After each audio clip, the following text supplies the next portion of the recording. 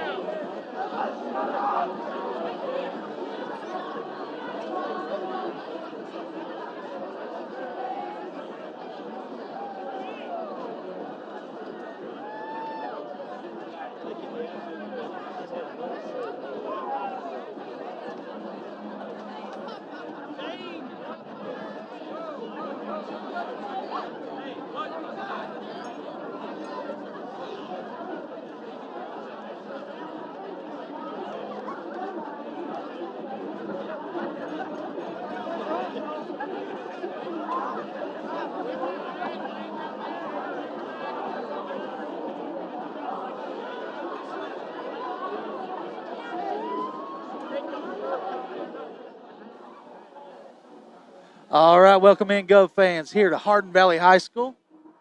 Robbie Lotz joined with Stan Painter, Tyler Graves, Carter Bales.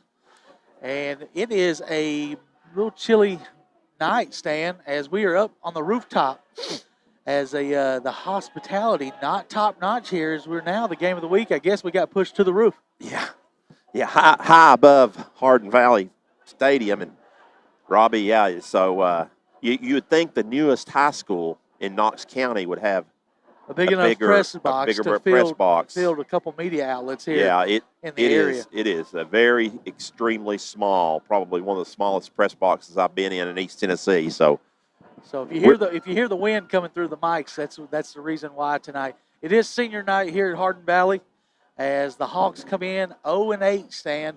They won one game last year, and they've won 0 this year. Their closest contest was a 10-point loss to Morristown West and a 14-point loss to Karn. So, really, they've not been that competitive either. Those both were pretty early on, too, Robbie. Yeah, first 2 games of the year. So, last year, I think they won in Week 11. They beat Jeff County. Yeah, both of those teams are 0-9 going into that game. So, we've ended one streak this year already, Jeff County. Well actually, it ended the week before. Yeah, the week before.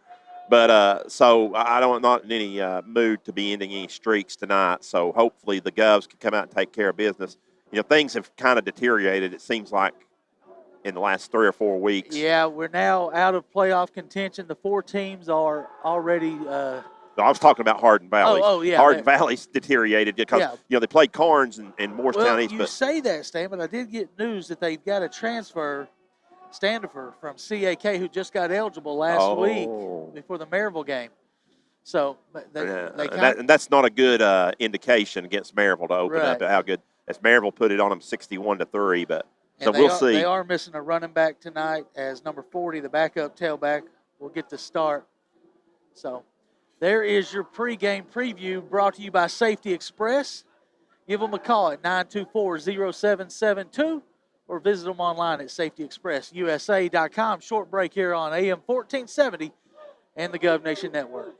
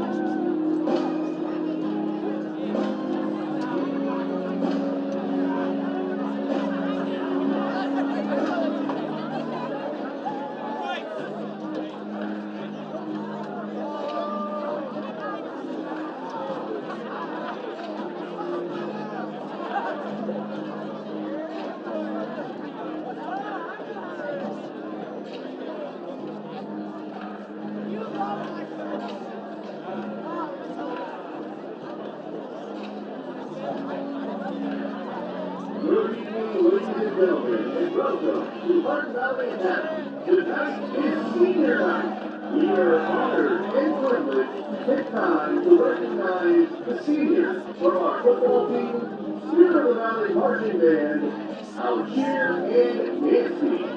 We are very proud of all their accomplishments. Thank you to your parents and guardians for providing a way for the seniors to be a member of the respective teams. Let's start off with our football team. Number 42, John Aragon, escorted by Silver. Number 3, Ethan Blount, escorted by Casey Bush, Blount, and Robert Allen. Number 55, Connor Blount, escorted by Joe Davis. Number 57, Roger Garner, escorted by Allison and Clark Allen. All right, back at Hardin Valley High School as it's senior night here at Hardin Valley. Next week, William Blount will host Morristown East for our senior night in a region game that has no playoff implications. So with that, we'll go into the region report here as we are now Region 1 6A. The region report each and every week brought to you by the Young Life Club. William Blount Club meets on Thursdays at 8:01 p.m. Thank you guys for sponsoring that. But yeah, Stan, we'll go into this. Last week, we finally figured out who the 4 playoff teams were going to be. And but nobody's locked into any position, right? Right. So we've got a lot of unknowns still. As at the top at the moment is Science Hill. Nobody's in action tonight. Nobody's in region action.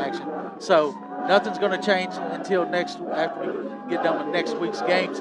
But Science Hill does lead the region. They're 4-0. Next is Jefferson County and Dobbins Bennett, both at 3-1, with Jefferson County holding the head-to-head tiebreaker over Dobbins Bennett. And West Ridge, who put on a good showing again last night, going now 7-2 in their inaugural season, beating Tennessee High 35-7. They're 2-2, but Jeff County can finish as high as, or Dobbins Bennett can finish as high as 1, as far as down as 4, I believe, Stan. Yeah. It's crazy, what can happen next week. I guess West Ridge is the only one that cannot finish first. Right. They can only go to 2. Yeah, they can only 2, 3, or 4. So, but, it's just all jumbled up. But those 4 teams will advance to the playoffs in 2 weeks. And, of course, everybody wants to try to avoid number 4. Yeah, you don't want to be the 4 seed. You're going to have a date with Maryville. And so, but anyway, and like you said, William Blount and Morristown will play a game, region game as well. Like a bowl game, pretty much. Yeah, and so of course that'll be William Blount's senior night as well. So, but that's pretty much it. As you said, Robbie, a big win. West Ridge beat Tennessee High 35-7 last night. They are 7-2 on the overall record. If anybody would have predicted that, I don't know who they were, because nobody was talking about them coming into this season.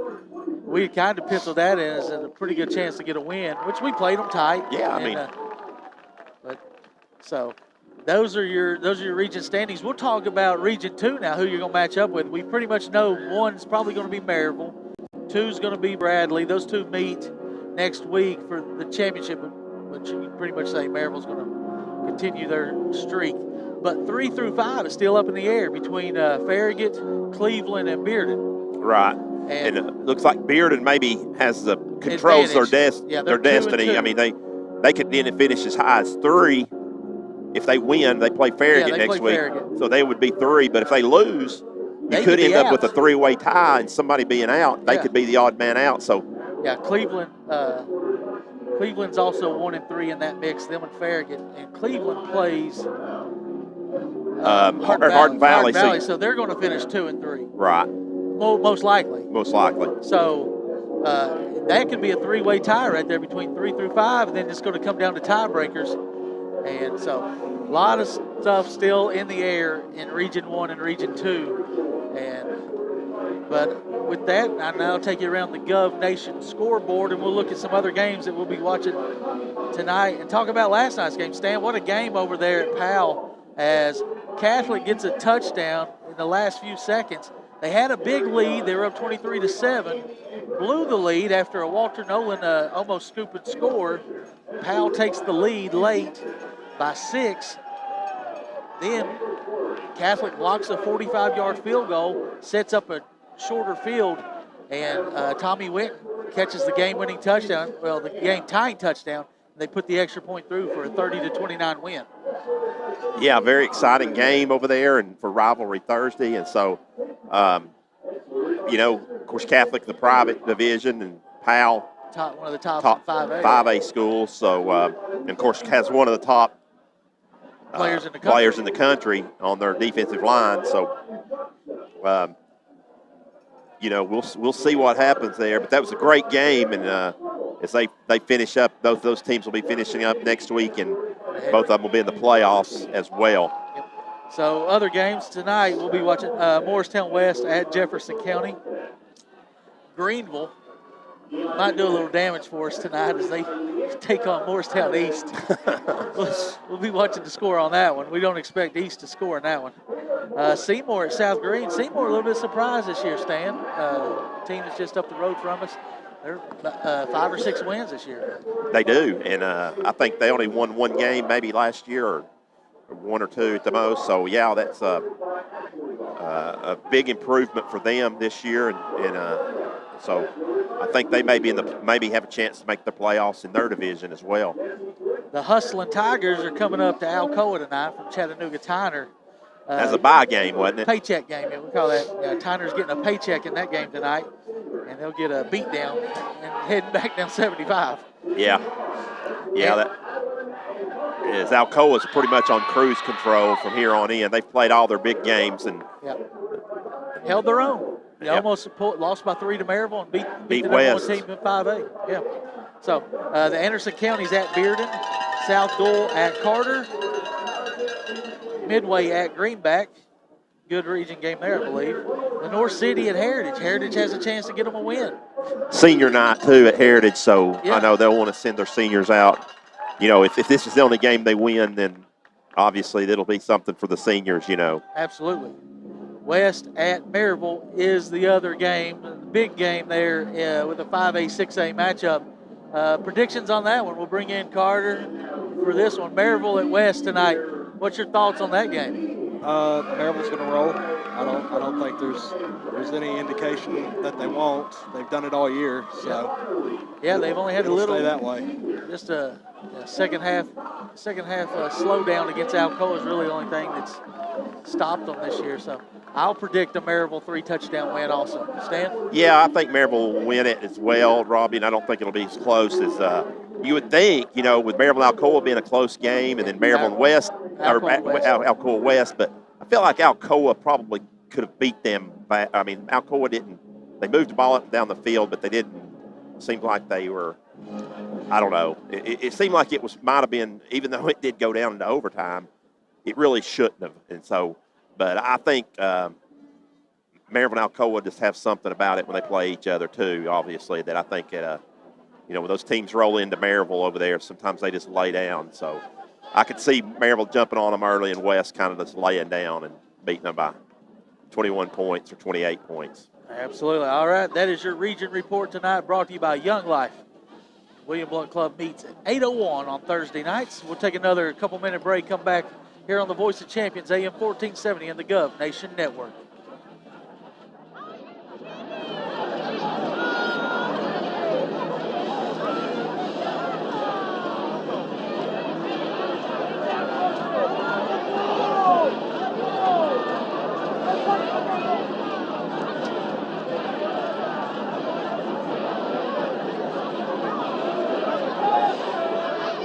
Good evening, ladies and gentlemen. The administration, faculty, and students at Hardin Academy hosting you tonight's game. The administration includes Principal Rob Speed, Assistant Principal David Tom, Mike Myers, Sam Burton,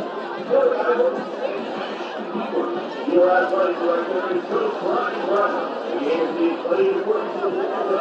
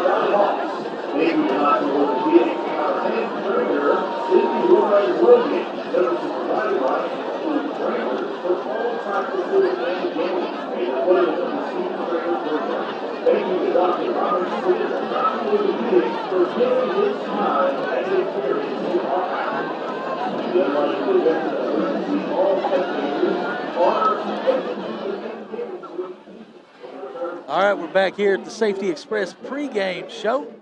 Robbie Lott's joined with Stan Painter now. It's time. Stats with Stan. And offensively, Stan, we've done pretty good. Yeah. William Blount, Robbie, on the season, 123 first downs, 145 rushing attempts for 331. Passing attempts, they've thrown it 274 times for 153 completions, so more than 50% still, above the 50% threshold on completions. Matthew has thrown 12 interceptions, although he does have 18 touchdowns as well. We'll get to that in a minute. Matthew has thrown for 1,890 yards, so Robbie, 110 yards is all he needs tonight to pass the 2,000-yard mark. Total offense, William Blount is over 2,221. Punting, William Blount, Joe Matosian's done a great job, 29 punts for 37.8, so that's really a good average for him. William Blount's been penalized 55 times for 448 on the season, 448 yards. So comparing all that, I didn't go over the statistics, but we're doing better in punting. We've had less penalties, less penalty yards. We've thrown for more, although they have rushed for quite a bit more, and they have the total yards as well. Individually, Robbie, William Blount, if I gave Matthews stats, 1,890 yards, 18 touchdowns, 12 interceptions. He also has 4 rushing touchdowns, does Matthew Clemmer. And on the ground, the rest of it, Eli Walker has a couple hundred yards on the ground and a touchdown. He's the leading rusher, actually.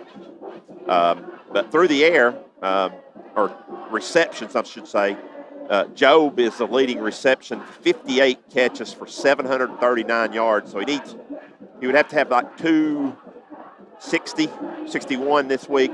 So I don't know, not going to get it this week, but theoretically he could get 2,000. I mean, 1,000. 1,000. Yeah. 1,000 easily. I mean, if he has a good week this week and next. Job has the leading receiver with 8 touchdowns as well, Robbie. Ashton Ocker with 43 catches. He has 534 yards and 4 touchdowns. Brandon Keeble with 32 catches, 406 yards and 5 touchdowns. Tyler Owen with 10 catches, 145 yards, 1 touchdown as well. So other than, you look at Joe, Brandon, and Ocker, the ball's been distributed pretty good there. It's not completely even, but, you've got a bulk of the catches, about 133 among the 3 there. So that's pretty good. So once again, those are your stats with Stan, brought to you by Tim Tipton. Make sure you give Tim a call if you need a realtor, 865-984-1111 on the office phone. He also has his cell phone that's scrolling across there, 865-806-7255. We'll thank Tim Tipton for our halftime and post-game stats with Stan. Yes, sir. Thank you, Tim. And now I'm going to add a new segment here with the fellas up here, because I predict there's going to be some scoring done. So we're going to do an old-school Mike Treadway first to burst. Mike and Holden, they always used to do a little contest in the press box. And we'll let Richard Turner go have first pick tonight. And he picked Eli Turner, Stan. Yeah, I don't blame him. I mean, I would too if I was at you pick his son. Cameraman. And that could be a defensive score, or, you know. And he starts both ways, so he's going to have opportunities. Cameraman, Brad Porch, he takes Brandon Keeble. Keeble's not got a lot of touchdowns. He's got 5. Oh, he does? He has got 5, yeah. So seems like he's been quiet lately. Maybe he has been quiet lately, but he's got 5 touchdowns, so it's a. Stan, I'll let you pick next. I'm going to go with Joe Matosian. I'm going to take the favorite. Yeah, you're laying odds on this one. The winner of this gets a free Chick-fil-A sandwich next week at William Blount High School, courtesy of Mr. Scott Cup. 8. I'm going to go with Joe Matosian's 8 touchdowns, so he's averaging 1 a game. So let's just hope it's the first one. Right. And Carter, your pick. Yeah, I think I'm going to go with L.A. He's been kind of quiet recently when it comes to scoring, at least. So I think he's due. So we'll see if he gets one today. He's got 4 touchdowns on the season. And if anybody at home doesn't know, that's Ashton Ocker. We call him L.A., Little Ashton.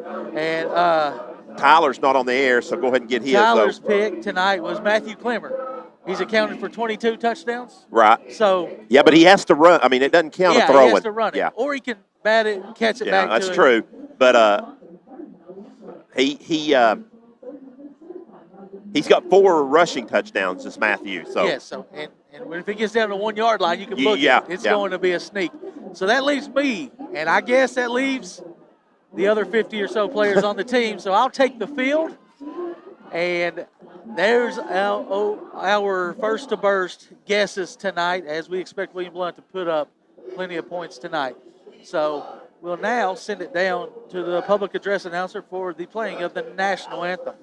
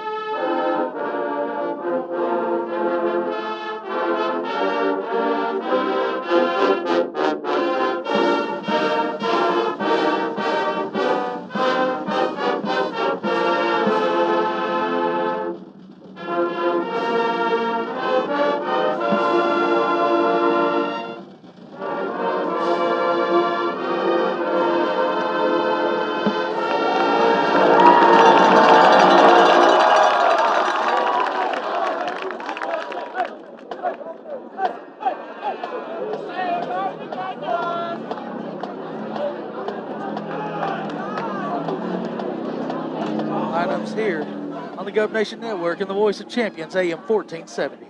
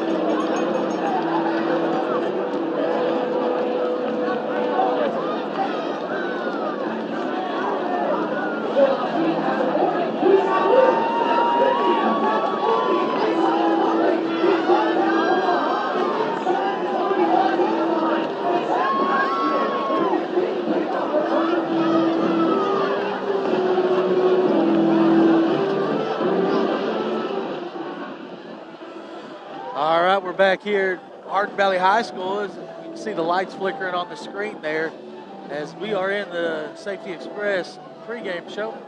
And now it's time to talk Shadline report. As I talked to Philip this week, talked about, I said, what's the most important thing? He said, we got to find a way to win. We got to have one more point than the opponent does at the end of the night. And each and every week, Shadline reports are brought to you by Twofold Malt, 617-0708. And setting the edge on defense is one of the keys that he talked to me about. And we haven't really been able to do that. If you look at the starting lineup tonight, we'll have a few changes as Jimmy Willicks is moving to middle linebacker. You got Brandon Muse starting at the defensive end. So a little bit of changes there. We've also got Cody Baumgartner at the nickel position tonight. Yeah, Cody's back, and maybe T.O. might be back for some action also. And so now we'll take it into Shad's Solutions. They're brought to you by Bowen Door Service, providing door and glass service to the Knoxville area with over 50 years of experience. Call them today at 865-830-DOOR. Number one, make 2 big plays from a receipt from WB, from William Blount. Haven't in crucial moments, we haven't had the big plays this year. We've kind of made mistakes in the big opportunities. So, well, this time, tonight, he wants to have a couple big plays from William Blount. Yak, if anybody knows what yak is. Yards after catch. Yards after catch. I know we do. Oh, okay. I know we do. Okay. And it's very important for us. We got to break some tackles and make some people miss and get extra yards. 3rd down stops on defense.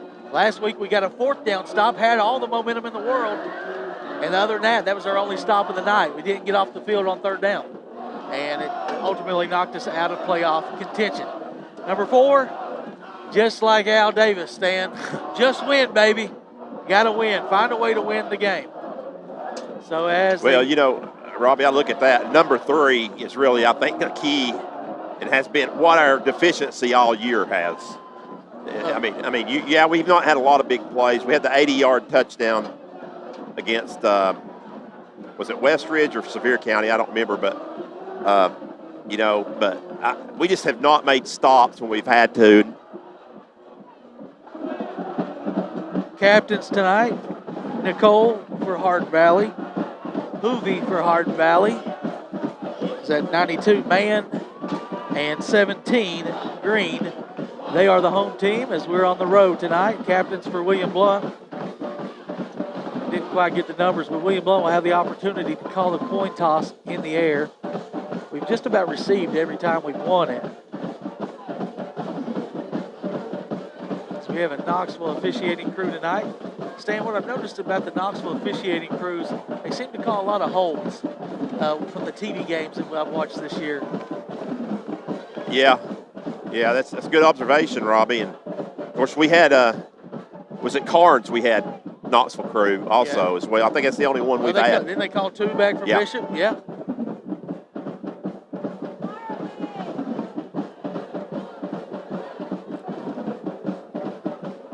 We'll see. He's in. And now, while they're doing this, we'll go over the starting lineups.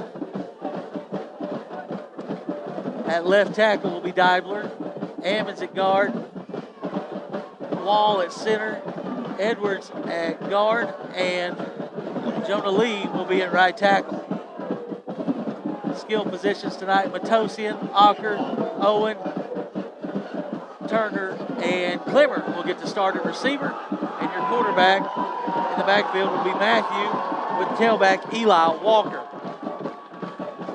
Defense will be headed by Wilburn, Lee, and Muse. Linebackers.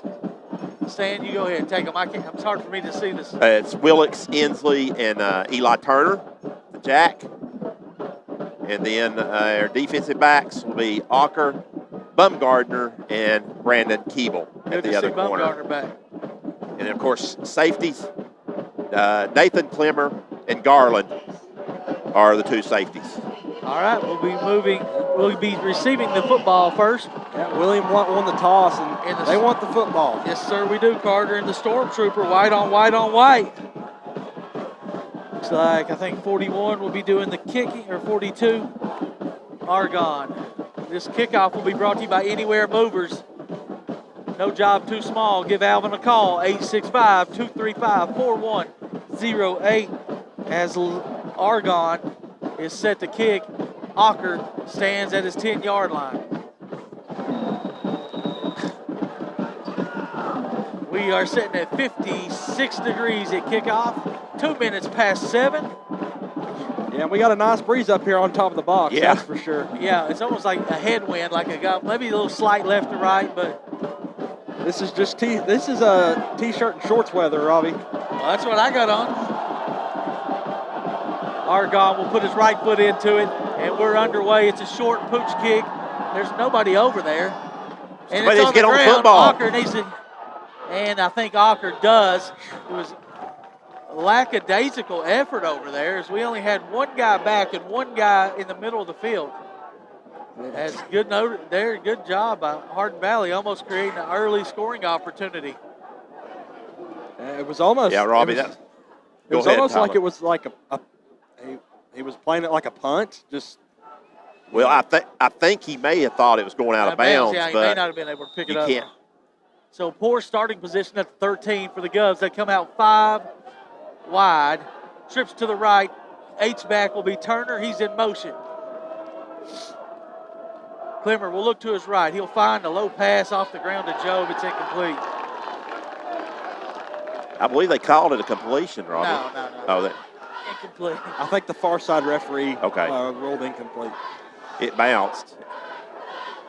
Regardless, it bounced, and then it was at the same spot, so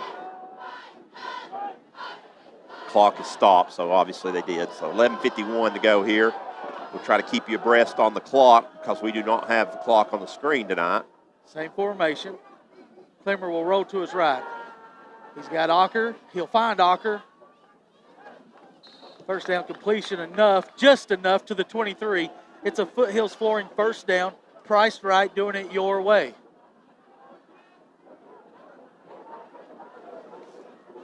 Yeah, and a big thing for William Blount tonight, stay in front of the chains. Don't want any negative plays, don't want any penalties. And Robbie, they've come out every set right here so far. Look like they just abandoned the run for the whole season, haven't they? Yeah, we don't. We're an air raid team now. Here's a Clemmer takeoff run. He's going to bounce it outside, now back in, pick up 2 or 3, up to the 27. Yeah, I'm going to give him 3, Robbie, because, that, as you saw last week, that has kind of turned into our run game. Yeah, lots of QB power.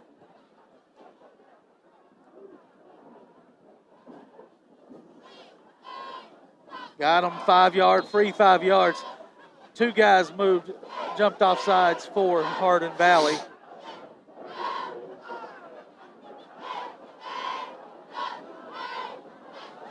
So first penalty of the game goes against the Hawks.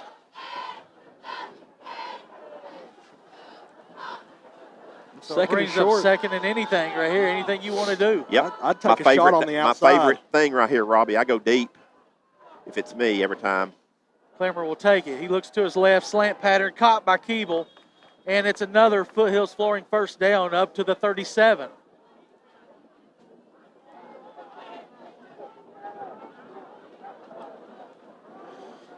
So two early first downs here for the Govs, and they've moved it out to the 37 after the poor starting field position. Tell you what, all the players on the sidelines trying to get warmed up. We ain't had a cold game all year, you know. This is the first, and it's not even that cold, but no. Clemmer, quick little hitter, and Ocker fell down running backwards. We're going to lose 3. Oh, wait a minute. I think the head referee, he called it incomplete, Robbie. Good. We'll take that. I think we can attribute that to trying to catch it around his chest, bouncing off the shoulder pads. 2nd and 10. Clemmer in the gun, checks to the sideline. He's got 2 to the right, 2 to the left. H-back Turner on the right side of the line. Might see another QB power right here over onto the 3 down lineman for Hardin Valley. Rolling to his right, Clemmer. He's looking for his brother. And luckily his brother bats it into the... Intercepted. Wow, it's intercepted. I thought Nathan might have did a good job of batting it down. But he didn't. Here's your Safety Express replay. As Clemmer rolls, he could have had the dump off. Instead, he forces it down the field to Nathan. And what a great catch there. And interception by Passapew. He'll set up. That's another interception. After replay official Brad Porch confirms. It is a turnover, and they'll start at the 44, so a good start for the Hawks. Quarterback Standifer in the gun. And I was watching this guy in warm-ups. He's got a cannon. Yeah, transferred in from CAK. Running wide is Passapew. No, actually maybe 12, and he's going to maybe lose a yard. Yeah. Luckily, really, he just lost a yard, Robbie, because... That's Passapew, the kid that had the interception. Actually, a couple of yards. They marked it at the 42, but he was way back at the 40.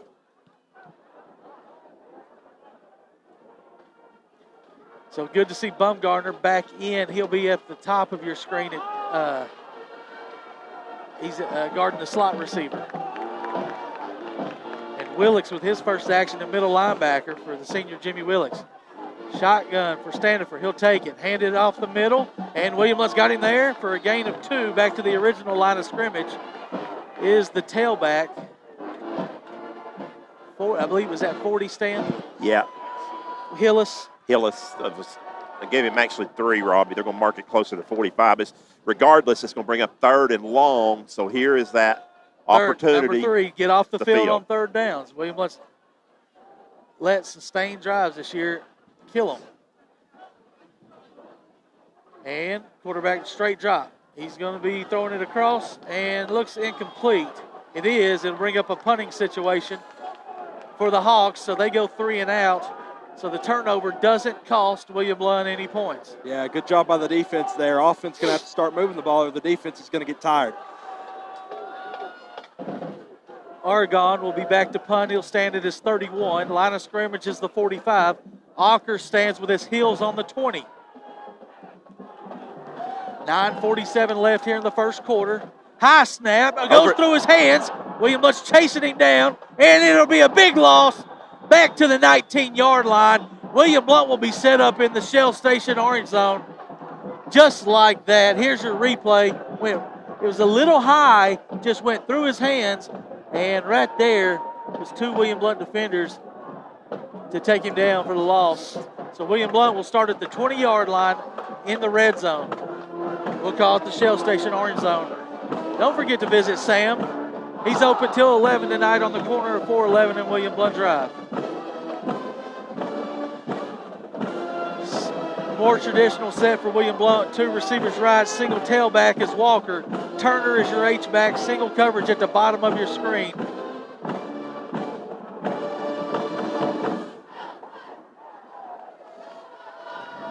Clemmer looks to his right, double move. He's got it through it. Nope, he underthrew it.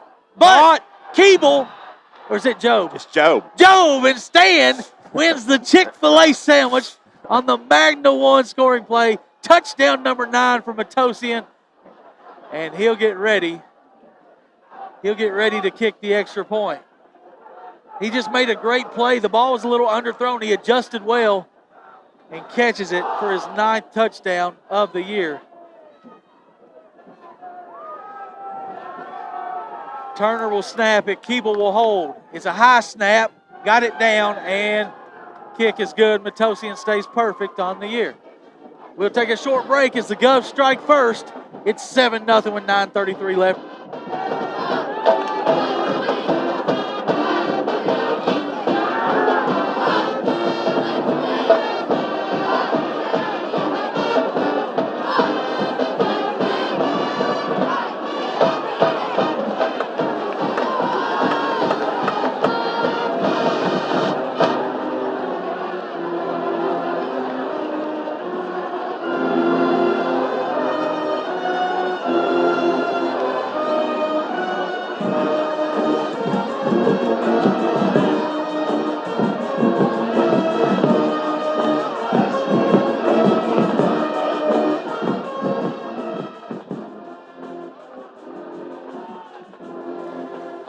that was a Magna 1 scoring play and scoring drive. Stan, you got any details on that one? One play, 20 yards? One play, 20 yards, 20-yard touchdown pass to Joe Matosian. Robbie, you covered it well. 9th touchdown of the year, 19th touchdown. He's got passing. He's got 20 touchbacks. That's about 84 or 85% of his kicks go for touchbacks. This one into the wind. It's high, going to be taken at the 1 yard line. Not a touch. Oh, they did say the ball crossed. Very good. Yeah, it was definitely close, but I believe he might have caught it in the end zone.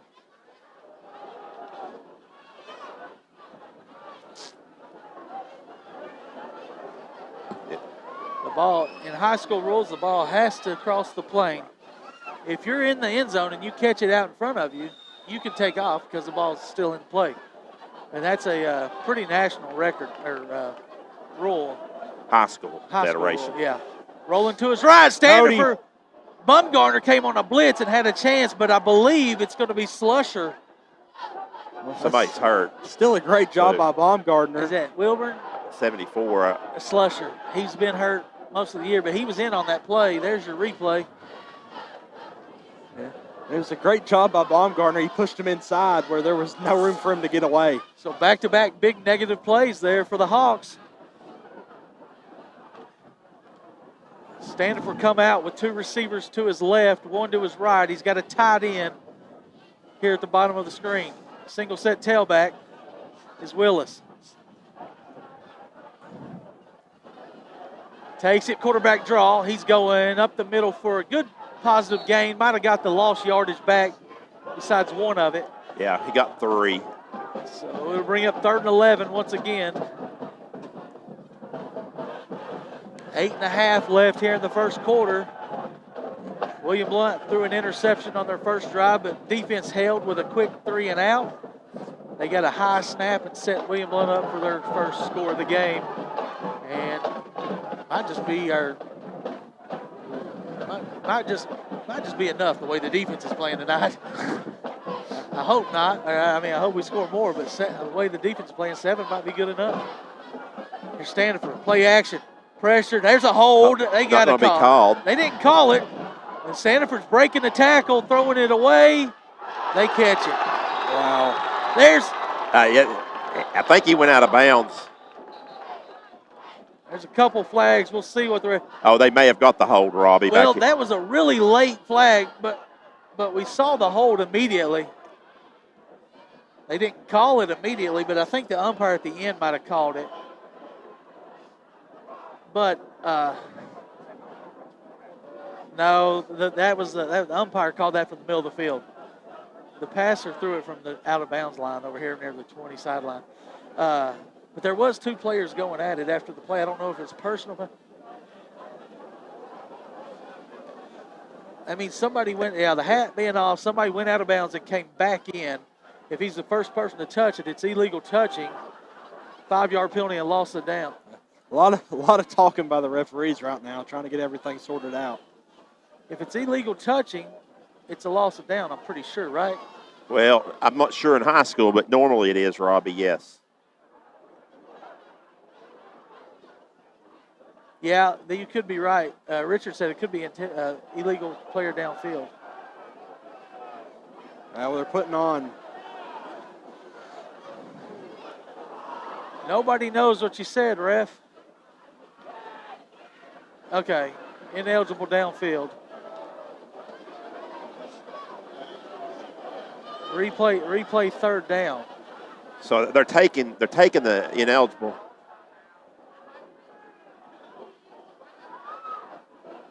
Yeah, can't see it on the. Now he's saying he held up 4th down. Yeah. Why would you hold up that? Or did he do that, or did he do that? I thought he did 3 fingers. He did that. Yeah. But I don't know. It's cold. Contacts are a little It says dry 4th and 11. They're wind. sending the punting team out, so I'm going to say it was 4th. Already. LA at the 50. Already. Is anybody surprised that we don't know what's going on? And the field mic don't work. The referee's just talking and he thinks we can hear it. It don't work. It's dead air. Last snap was high here. Punting situation again for Argonne. And this time, it's a good snap. Argonne gets it away. Ocker will try to field it. Nope, he takes a William Blount bounce. And Chris is right next to the ball. The ball about bounced right into Tyler's, TJ's, whichever Chris that is. That's about bounced right into his lap. Anyways, William Blount will start on plus territory at the 48-yard line. 2 possessions in a row. So, Robbie, let's go back to that. You may be right on the illegal touching, but the loss of down, but still, is there a penalty? They said we accepted the ineligible. But that's a replay. Ineligible is? Yeah. But okay, here's the thing: if we declined them both, the guy caught the ball, didn't he? Right. So they would get the ball right there. That's what I was wondering why he said we declined. So I thought we'd have to accept. Unless I thought they it'd probably said that his foot touched out of bounds before he actually made possession of it. I still think you have to take the penalty, don't you? Here's our first running back run. It's Walker running wide, going to get 3, 4, 5, still churning. Good run by Eli Walker.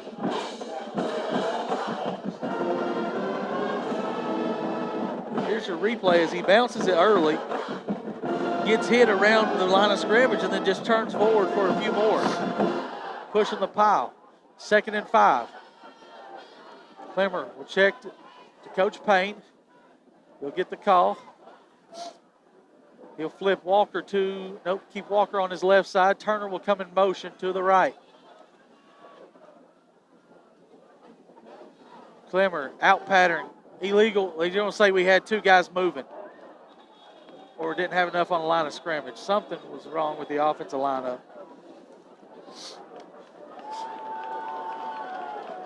So the gain, Robbie, is only 1 yard, but you're right. So we'll see if they back them up. See, when Walker started to move, Turner moved in motion. So, but if Turner doesn't reset, it's then illegal it's going to be illegal shift. Is that what he's called? Yeah, I think so. And they're asking if they want to take it. It's going to be 3rd and 4 or 2nd and 10. I believe they are going to back William Blount up. Yeah.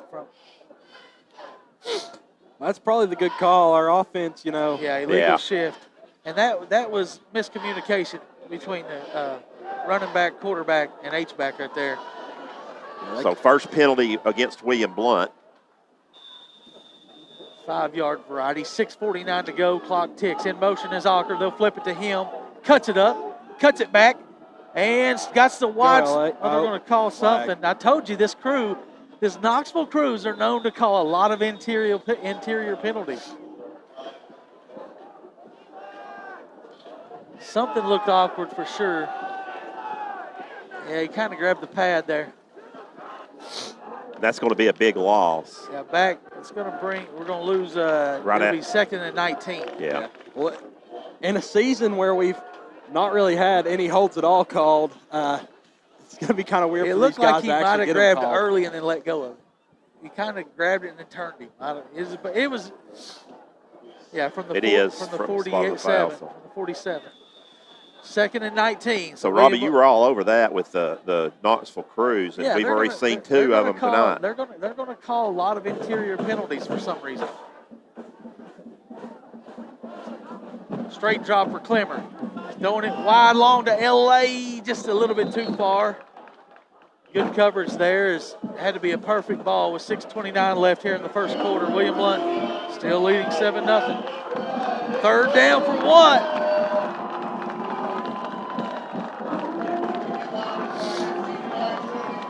The guy's going to have to get to the 38-yard line to get a first down right here.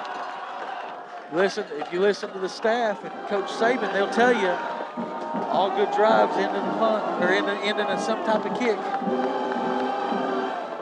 Clemmer, throwback screen. They've got it set too. Needed one block. Ocker missed the block. If Ocker gets that block, Joe might have still been running. There's your replay. As you see, they set it up nicely. Ocker just whiffed the block, and the guy made the tackle. Brings up 4th down and 12. And should be able to get them pinned inside the 20, maybe even in the 10 if Joe could put it. If he does about his average, Robbie, should be about the 12-yard line. Yeah. as he's, I believe, like top 5 in punting averages in East Tennessee. Clock ticks at 5:45.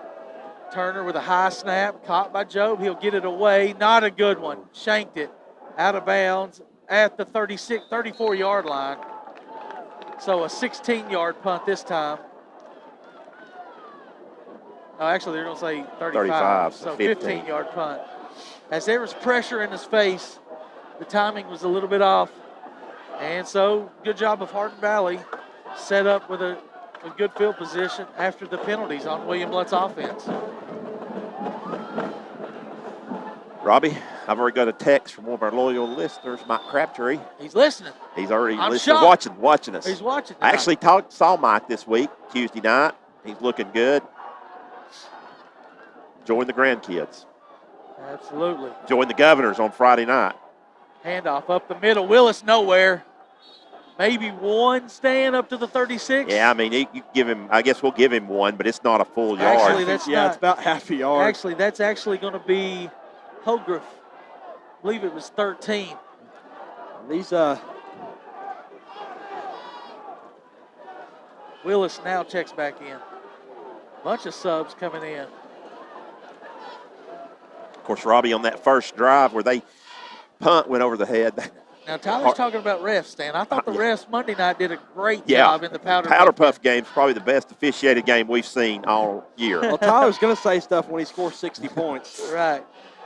Shotgun formation. Willis in motion. Standing for across the little dump off screen. William Blount had him in the backfield. Let him go. He's going to pick up 7 or 8. Bring up 3rd and short.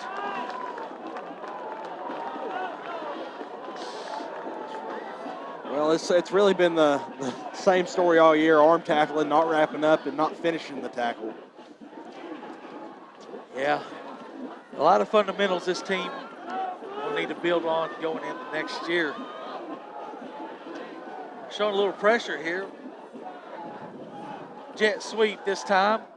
And tackled short. No, second effort. Arm tackled. You're right again. We tried to hit, but we didn't wrap him up and drive. The second effort by Passafume is going to be enough for a first down. That's a Foothills Flooring first down. First one of the night for the Hawks, Robbie, on their 3rd possession.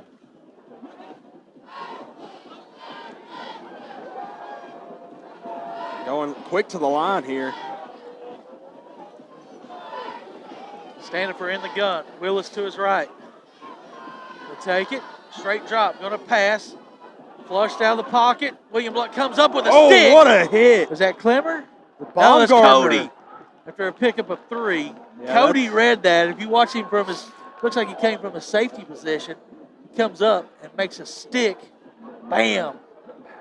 Well, a hard tackle from him coming from Baumgartner is not surprising. He's had a few good hits this year. And he's hungry to be back on the field after a terrible ejection he had 2 games ago. Had to sit out last week. Here's a bubble screen thrown outside and getting through some arm tackles again. And picking up 10 yards down to the William Blount 40-yard line was number 4 this time, Nickel. And the crowd, actually a pretty full crowd over here, Stan. Well, senior night. Student section in toga gear. Carter and Tyler wouldn't make it in toga gear tonight. No. I got a little more insulation built in than Tyler does, so I'd be okay for the first half at least. Another Foothills Flooring first down here for the Hawks. Stanford catching his groove. He's going to keep it this time. Flip that reverse. Passafume's got, William Blount's got this one red.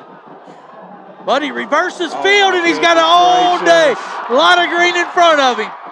Wow, he's going to make 20 yards when he is about to lose 10. Well, we had it red on the far side of the field, but he reversed field and had all day. They're in the orange zone now, are the Hawks. I just talked about the defense. We thought maybe they could pitch a shutout. We had it scouted perfect. Willis stands to the left of Standiford. 3:10 left here in the first quarter. Play action. Rolling out of the pocket. There's a hold call. And touchdown, but it's going to be brought back. It's going to be brought back. Fans are not going to like that, but definitely the correct call. Who's pulling down our defender.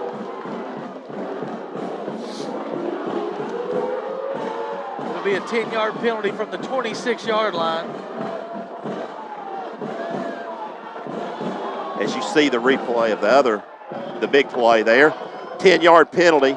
Tyler liked it so much he wanted to show that replay again, didn't he? But, Robbie, that's really going to be about a 16-yard penalty for the Hawks because spot of the foul.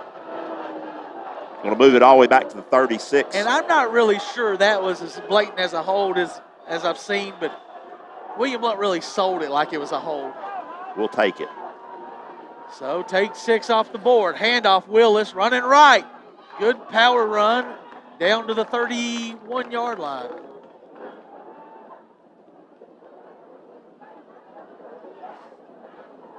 Actually, that was 13 again. 13 again. Holgren. Brings up second down at about 20. Maybe 21. 21, yeah. Yeah, right at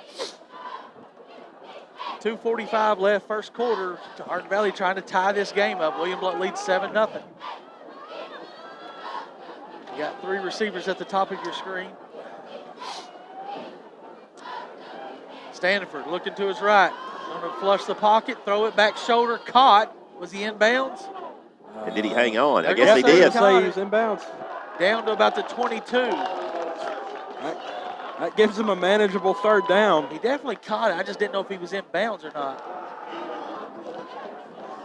Third down and 12, 4-down territory. 11, I believe. Vaughan. What would you call that? Vaughn? Fawn. Third down and 12. Clock stops as they reset. He's got 10 on the play clock when Standiford brings his troops to the line. Standiford looking across the middle. William Blount's pressuring him. He's going down. Jimmy Willix. Big loss. Now they might be forced to kick a field goal. I'm not sure. They've got a little bit of wind helping. Be a 46-yarder from here. Their kicker's got a pretty good leg, too, as we saw in warm-ups.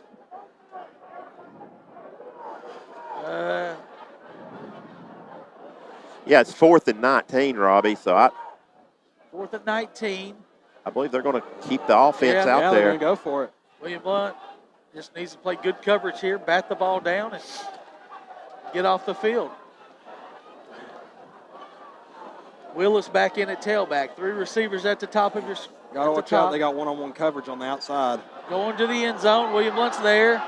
Oh my gosh! Keeble just got out jumped. The guy could have came down with it. Yeah, Keeble had perfect position, but he played the ball bad.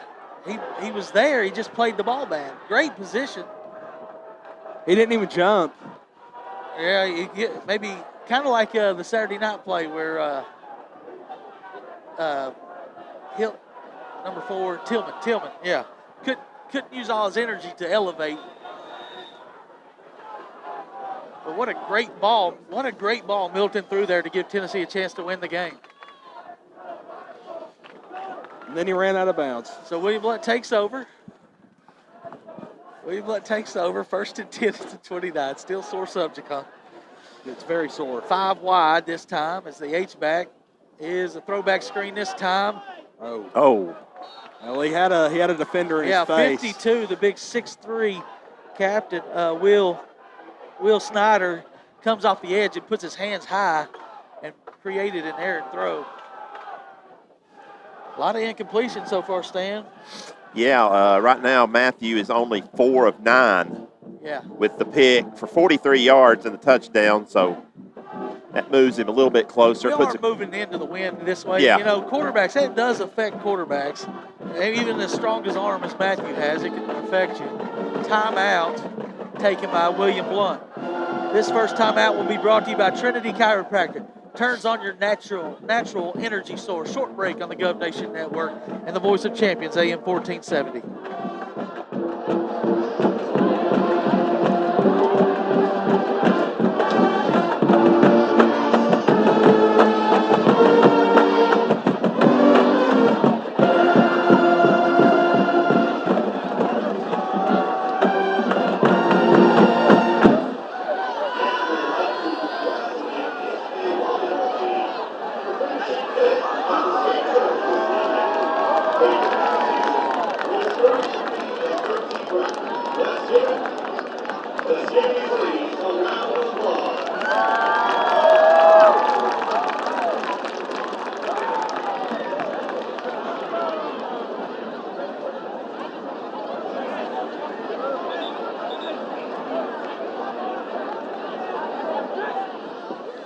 Second down and 10 out of the timeout. Two receivers left, two right. New H-back is, somebody give me the name on 40. Wheel route, stop route by Ocker, going to be complete up at the 42. You can see that one coming. And way too much space given by Hardin Valley there. Is that Gage Jenkins in at H-back? Is that confirmed? Number 40, so.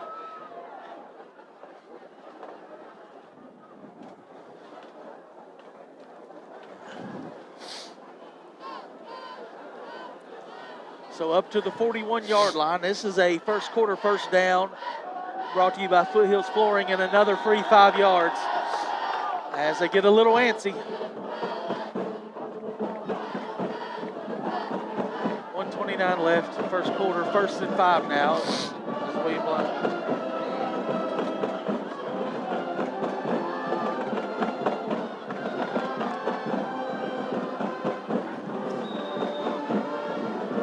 Plays like that. When Clemmer rolls out to his right, I just feel way more confident with him when he rolls to his left.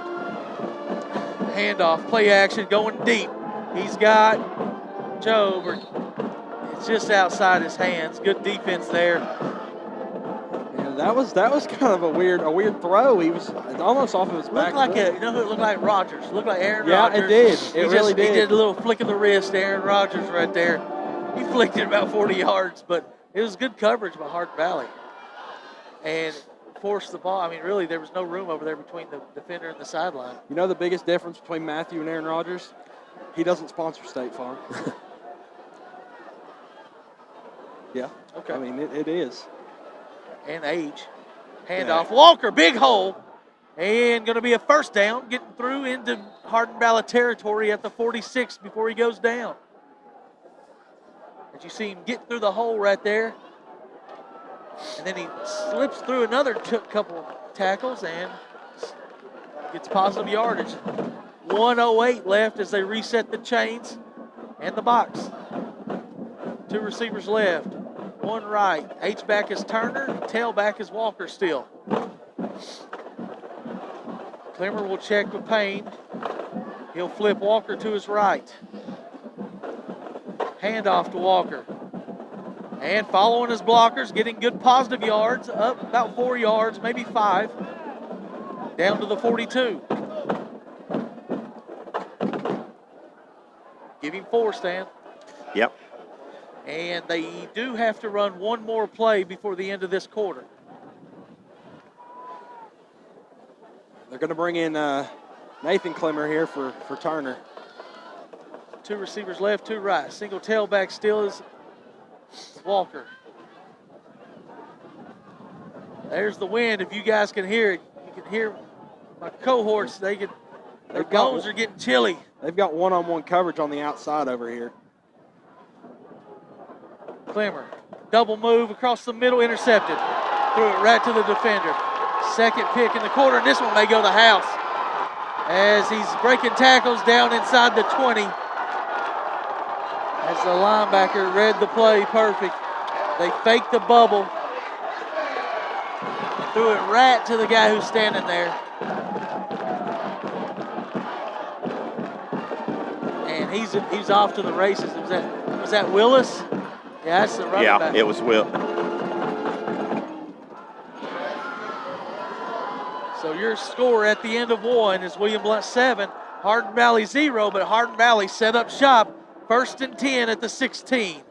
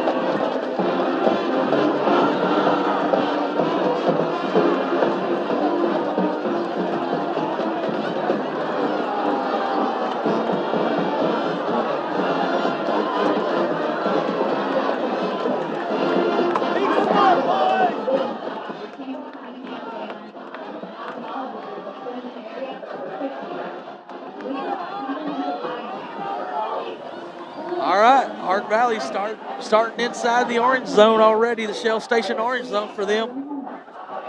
It's 1st and 10 at the 16-yard line. We'll get some scores here momentarily. I think we heard Maryville up 14-0. Here's a play action, and Standiford going to break a couple of tackles and get back to the line of scrimmage before Inslee brings him down for no gain. The wind is definitely picking up. It's good swimming right weather. Into our face. It's good swimming weather. Take a dip in the river.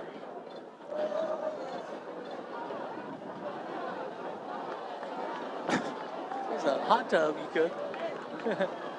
2nd and 10 as the Hawks come to the line of scrimmage with 10 on the play clock. Willis is the tailback, standing to the right of Standiford. 2 receivers right. Hand up, play action. Flag. We might have. Oh, they called a false start. False start. I thought we jumped.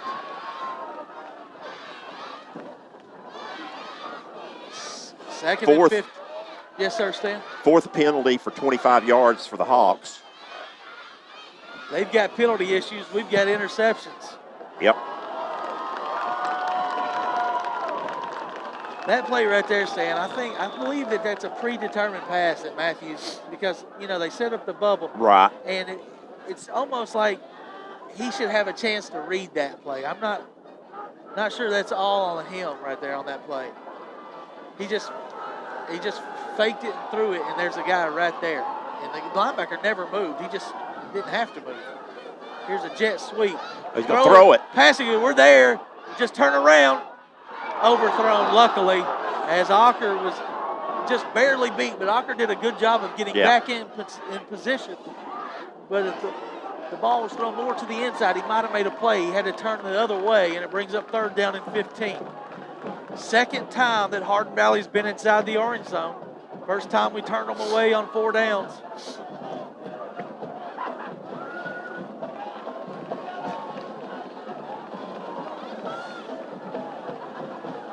Yeah, they may try to get back into field goal range as their defense is playing good right now. Willis to the right of Standiford. 2 receivers right. Blitz coming. Standiford steps up in the pocket, throws it across behind his receiver, and it brings up. He might kick the 39-yarder right here. He will. He'll bring in Argonne for a 39-yard field goal at 38-yard attempt. And he's kicking into the wind now. Yeah, I was watching Job in warm-ups from this angle. The balls would go up to the like about middle, and then they would fall way to the left. It's a good right to left wind into yourself right here. It'll be a 38-yarder for Argonne from the left hash. The snap is good. The hold is good. The kick is low and left. No good. William Blount will take over. 1st and 10 at the 20-yard line as the Govs will take over.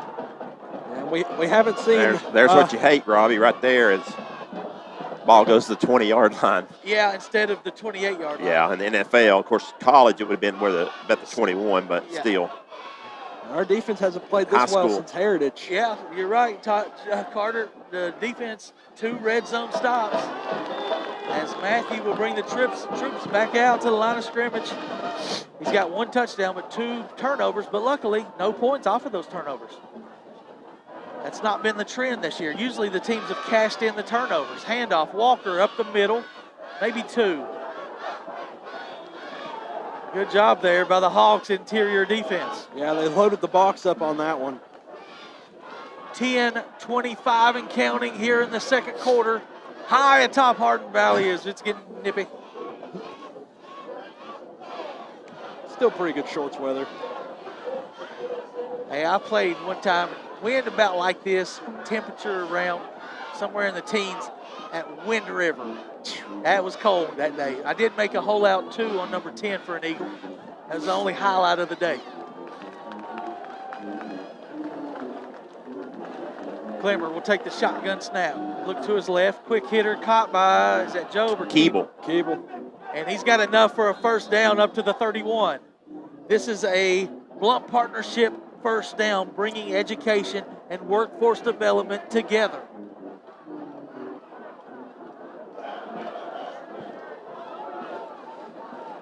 First down number 6 on the night for the Governors. Clemmer will try to get them to jump. They won't.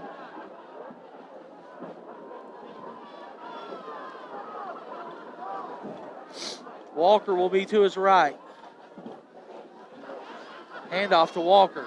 Following his blockers, 3, 4, 5 yards, maybe 4 yards up to the 30, 35-yard line. Keep the clock ticking as it's under 9:20 now here in the second with the Govs leading by 1 score.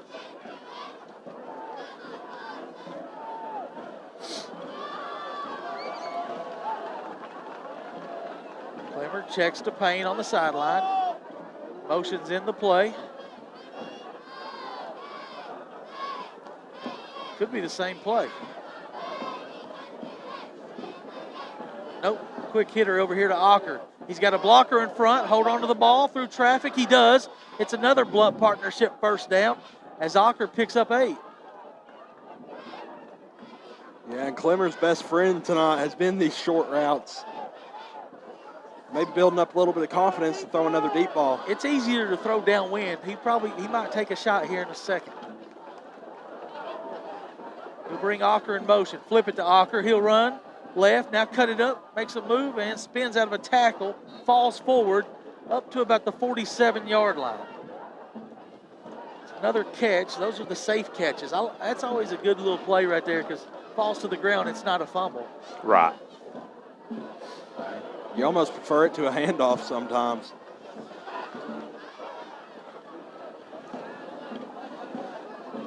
Second and 6. Quick hitter with Walker running right. They've got him in the backfield for a loss. The whole left side of the line disappeared, or the right side of our line disappeared.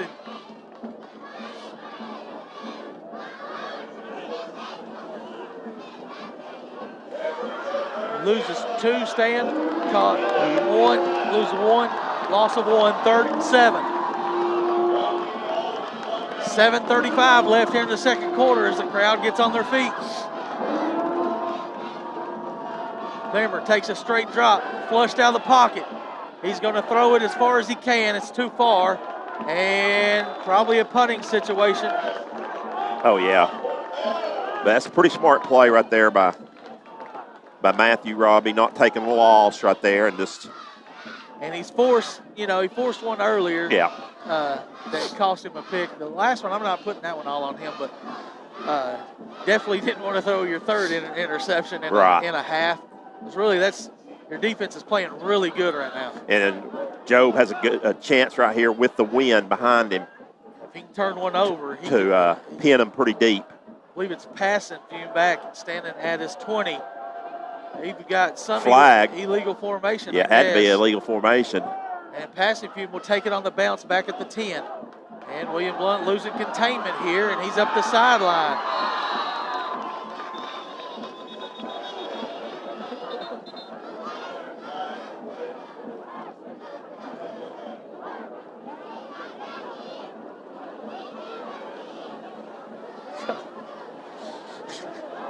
Yeah, they'll make us.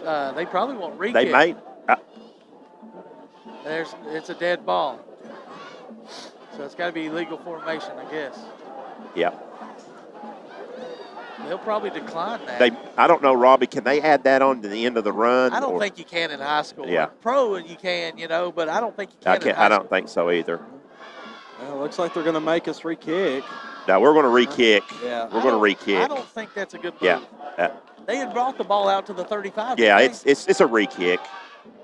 But didn't they return it to the 35 stand? They did. They could decline it. Right. Yeah, they could. Yeah. Why would you not decline it? You would think with how Joe's been kicking the football. Yeah, I don't understand why they took the penalty. Joe. Yeah, because that's a good kick. And we gained 8 yards. Yep. Thank you guys. Back, he fields it at the 23-yard line. We'll take it.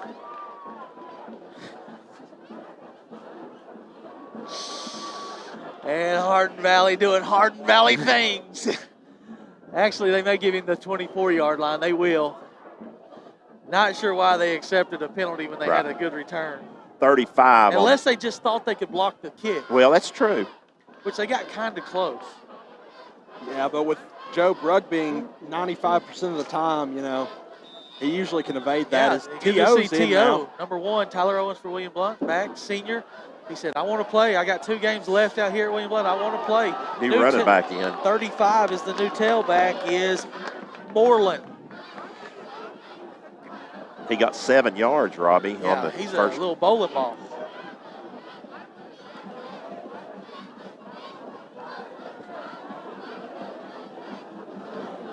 .6:35, the clock ticks. Before half, Hardin Valley will get the ball to start the second half. Another run by Moreland. It'll be enough for a first down out past the 35. Fumbled. Did he fumble? He never got tackled. That's what's impressive. We had 8 people and never brought him down. First down up to the 36-yard line. It is a Blount partnership first down for the Hawks.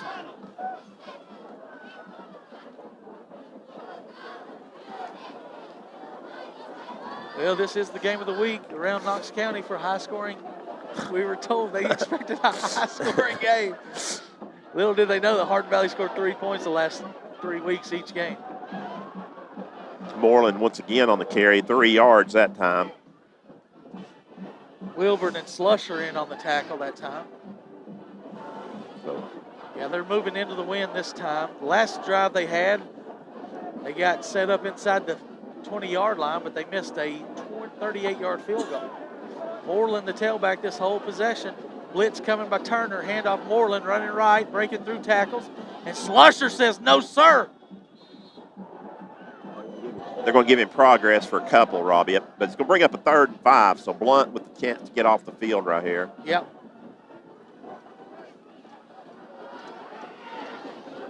They haven't really tried to use the hard count yet. Might be a good time for it.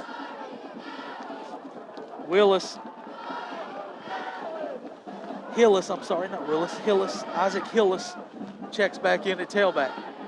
He'll stand to the left of Standifer. Timeout from the referees for something. Might be a play clock issue. 5:06 to go.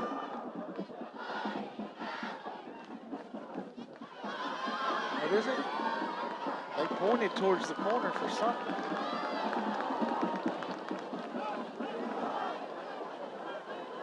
He's going over to tell Coach Shadowins now, whatever he. 5:06 to go here in the half. Have they lost the play clock? Is that what he's saying? They're going to keep it on the field? We'll see right here if the play clock starts. That might be it, Robbie. Because it looked like it stayed at 25. Yeah. Game clock ticks, but the play clock isn't. So, yeah, they're keeping the play clock on the field. So William Blount jumped. We just said that. They hadn't used a hard count yet. And mute Brandon. Brandon jumps off sides and gives them a free first down.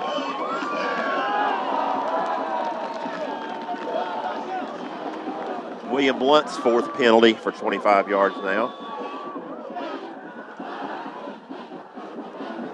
Yeah, and that's And I can tell you the whole sideline's sitting there saying, watch the ball. Yeah, that could be a costly mistake. That could help Hardin Valley get a drive going here. And the clock is stopped for some reason. Now it goes. Handoff. Moreland breaking a few tackles.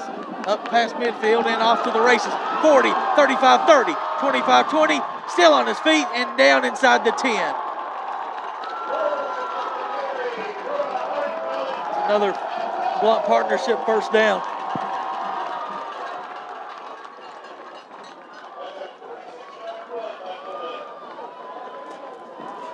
First and goal now at the 8-yard line. Gain of 46. Same play. Handoff Moreland running right. And down at the 1, they'll call it.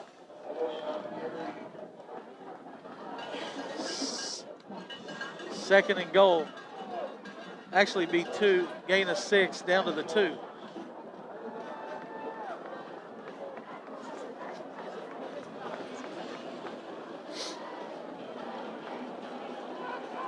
Moreland, he's been the workhorse on this drive. See if they give it to him again. They will. William Blount's there. He gets in. Touchdown. had him in the backfield, and we just, once again, arm tackling. He ran right through that tackle.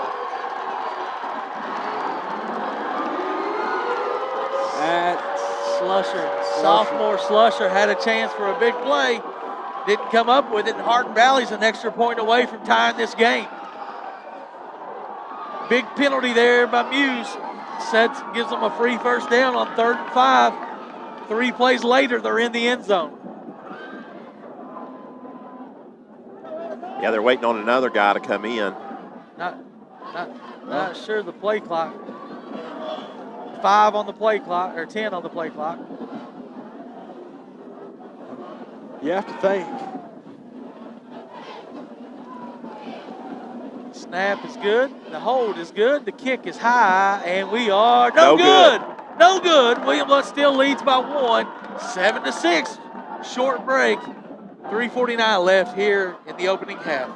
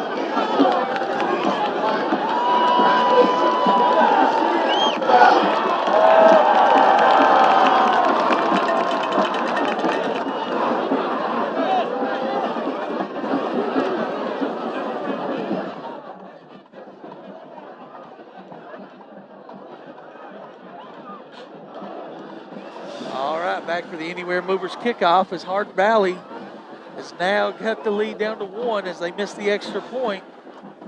William Blount's offense got to get rolling.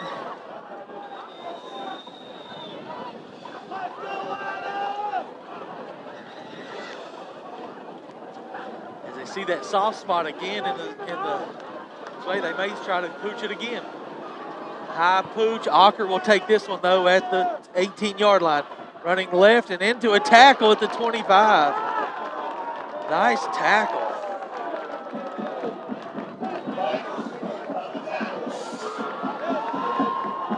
Yeah, offense has got to finish right here. They've been able to move the ball pretty well at times, just not finishing the drive. Yeah, not the best of offensive nights, Robbie. 101 total yards. We need two first downs before I feel confident that we're going to get out of the half with the lead. We need 2 first downs to get the clock rolling. We've had 6 out of 8 games. We've had late second quarter turnovers. Handoff Walker. Going to pick up 2 or 3, maybe 2. I'm fine with that. It gets the clock rolling.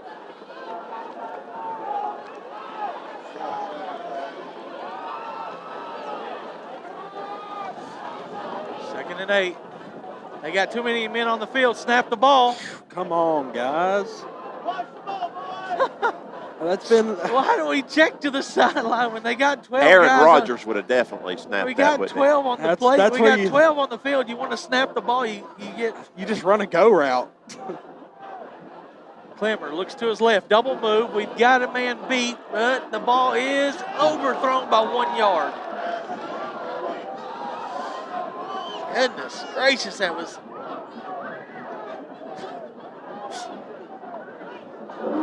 I think so. 3rd down and 8. Not looking good, guys. I'm sorry, but Science Hills Hail Mary Carnes has scored before the half. Clinton did it on a pick 6. You just go down the list of the games. It's happened where we've let the other team score right before the half, then get the ball. And if we don't get a first down here, I feel like that's in jeopardy again. Rolling to his left is Clemmer. Nope. He's going to throw it away. And it'll be a punting situation. Once again, we roll to the left. We roll to the left. Yeah, and it's difficult for Matthew whenever he's rolling to the left because he's got to turn back around and set his feet to throw the ball. Brother.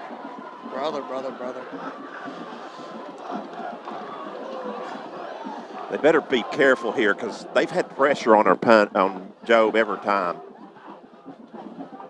Job, good punt. That's good a good kick.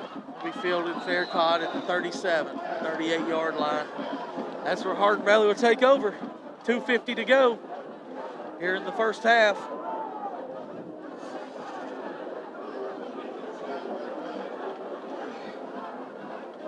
Some things you just can't explain.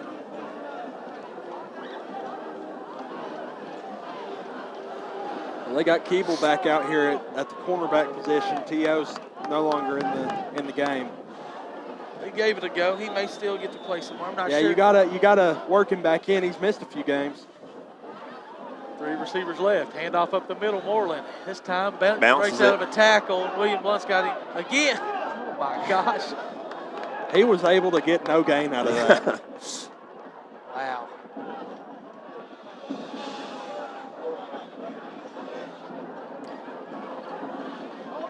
Yeah, we're just not finishing those tackles. We're in position. I'm telling you, we've been in position all year, but we have got to be one of the worst tackling teams in the state. It's been the same story. Those are the fundamentals that we've got to get better at. Handoff again, Moreland straight ahead. First down yardage past midfield. At midfield, actually. It'll be a Blount partnership first down. They'll get on the ball here with 2:08 to go. Reset the chains. They've definitely found their go-to.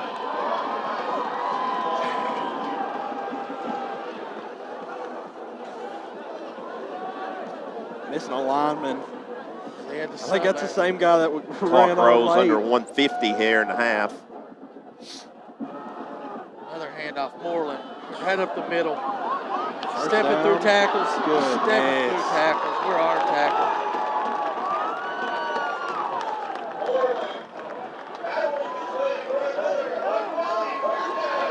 Running quick here.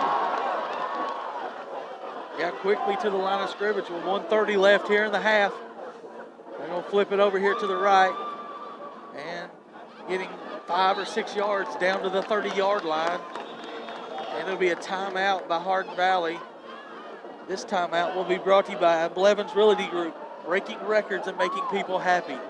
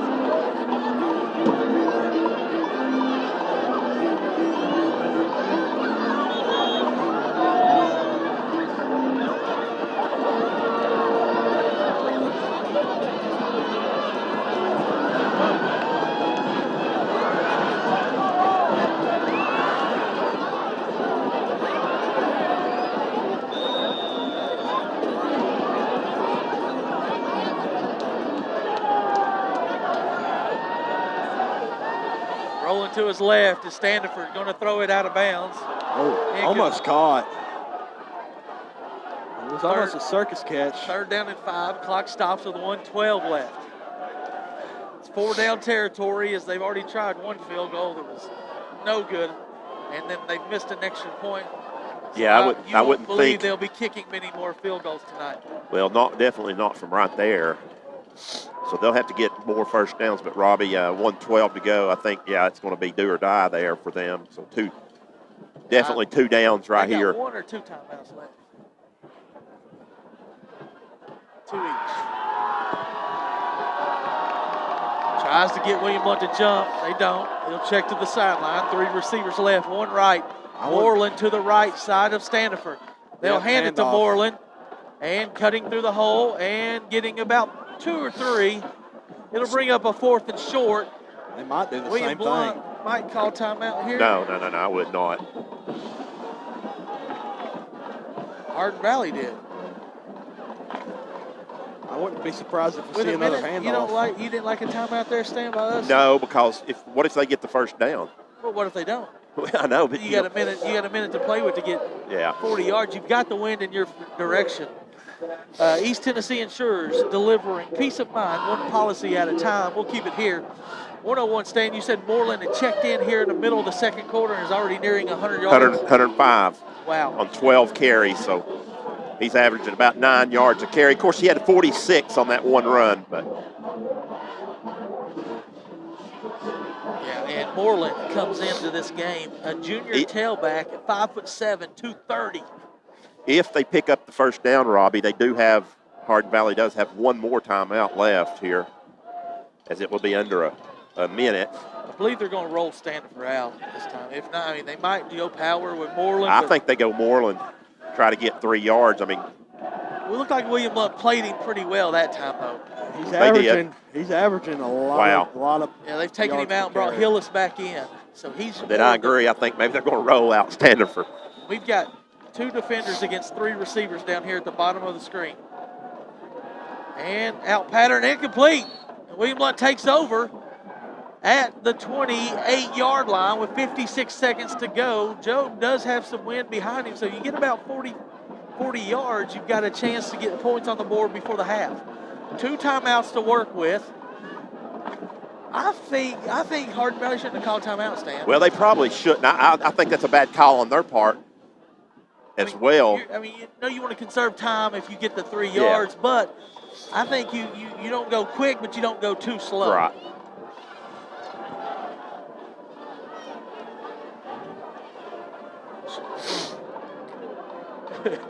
Trips to the right, single receivers, Job at the top. I'm taking a shot at Job at the top. Nope, outside pattern going to be caught on the ground for 5 yards. Quickly to the line of scrimmage is Keeble as he completes the catch. Nice. LA's wide open. It's not stopping. It's just like a get. Rolling to his left is Clemmer. He's got Job wide open. Forces it to Ockery. Nice catch. Just a perfect pass right there to the 45. If you watch Job on the replay, you can't see it there, but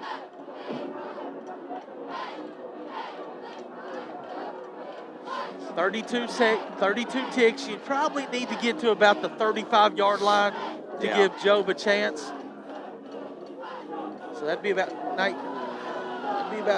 21 yards. Need about 20 yards to give Job a chance. We got 2 timeouts left.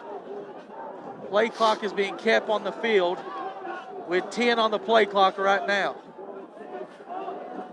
As they set up. Come on. Timeout. You don't want to do that. But yeah, with the clock stopped, William Blount has had to call a timeout. Obviously, Coach Shad saw something, or he was scared of the play clock. Yeah, the play clock was down to 3. And this timeout brought to you by South Park Storage and Penske Truck Rentals. At the end of William Blount Drive and 411, stop in and see Jeff tomorrow. Short break.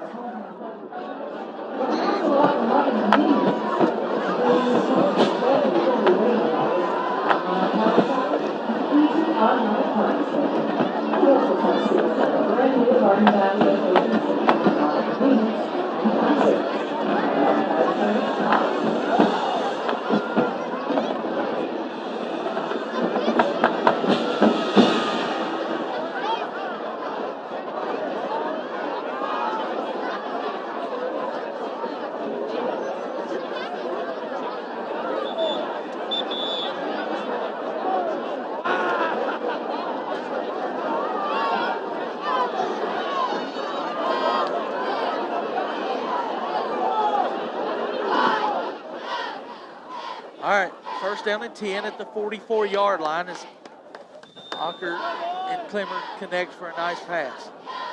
Clemmer's rolling to his right. He's got a throwback, but it's covered perfectly. He throws it away. Good play. As if you watch, we had the throwback wheel route to Keeble, but Hardin Valley was over there in perfect position. And good job of the lineman not getting downfield. The second down and 10. 25 seconds to go. Just don't have a turnover. Right. Even if you run the clock out, that's better than turning it over.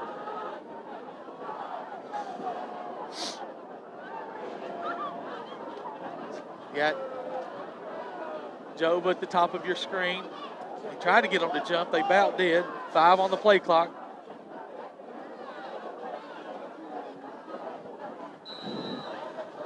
Oh, we take a penalty, Robbie. Delay a game. I just don't know if that was 40 seconds or not. Here's the thing, though, Robbie. The back guy starts giving a countdown. We got to be. Matthew never looked at him. Yeah. He walked up to the line of scrimmage and looked at the coaching staff when the guy started his count. So, but it didn't feel like 40 seconds to me, but it may have been. This time we'll go quickly. Rolling out to his right, throwing it back across the field, and went through the hands of number 3, I believe.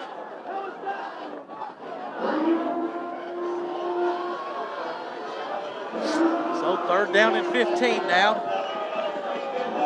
Robbie, I don't know. Hardin Valley only has 1 timeout. You run it, make them use it? Yeah, I think so. I think I just run it and we just try to get out of here and make them use it.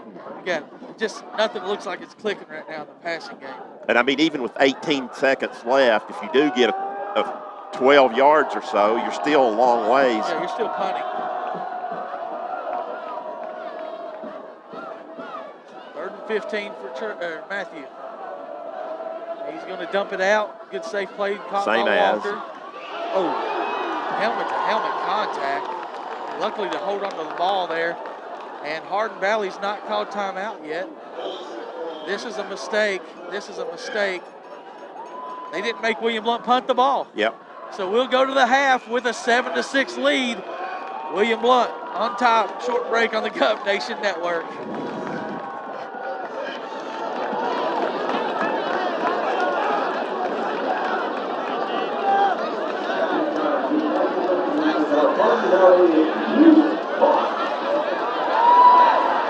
First, we have the AGA Youth Cheer Squad, which consisted of 4 teams. Next, we have our 2 flag teams, with their ages of 5 and 6-year-olds. Now we have our 7-year, 8-year, and 10-year tackle teams. We also have with us the 2 middle school teams. The JV team is made up of 6th and 7th graders. This team finished in 1st in East Division and 30 in the semifinals game of the Play. The varsity team is comprised of 8th graders. The middle school teams play in the MAC League and play with other local middle school teams. We want to sincerely thank all the parents, players, and especially the coaches for all their time and commitment to the Hardin Valley community. Give a big round of applause for all of our youth sports teams, the future of the Hardin. Now taking the field for William Blount High School, Martin Mix. Under the direction of band director Noah Tooten and assistant band director Tim Cook, and staff include Dan Eldridge, DNV, Jacob Yard, and the field director coordinator Valerie Clinton, and assistant coordinator Jack St. Color guard captain is Lily Wood. Assistant color guard captain is Becca Hutchins. Band captain is CJ Lewis. And lieutenants are McKinley Hardin and Isaac Holt. William Blount High School is presenting the 2021 show Runaway. Terrific round of applause for William Blount's marching band.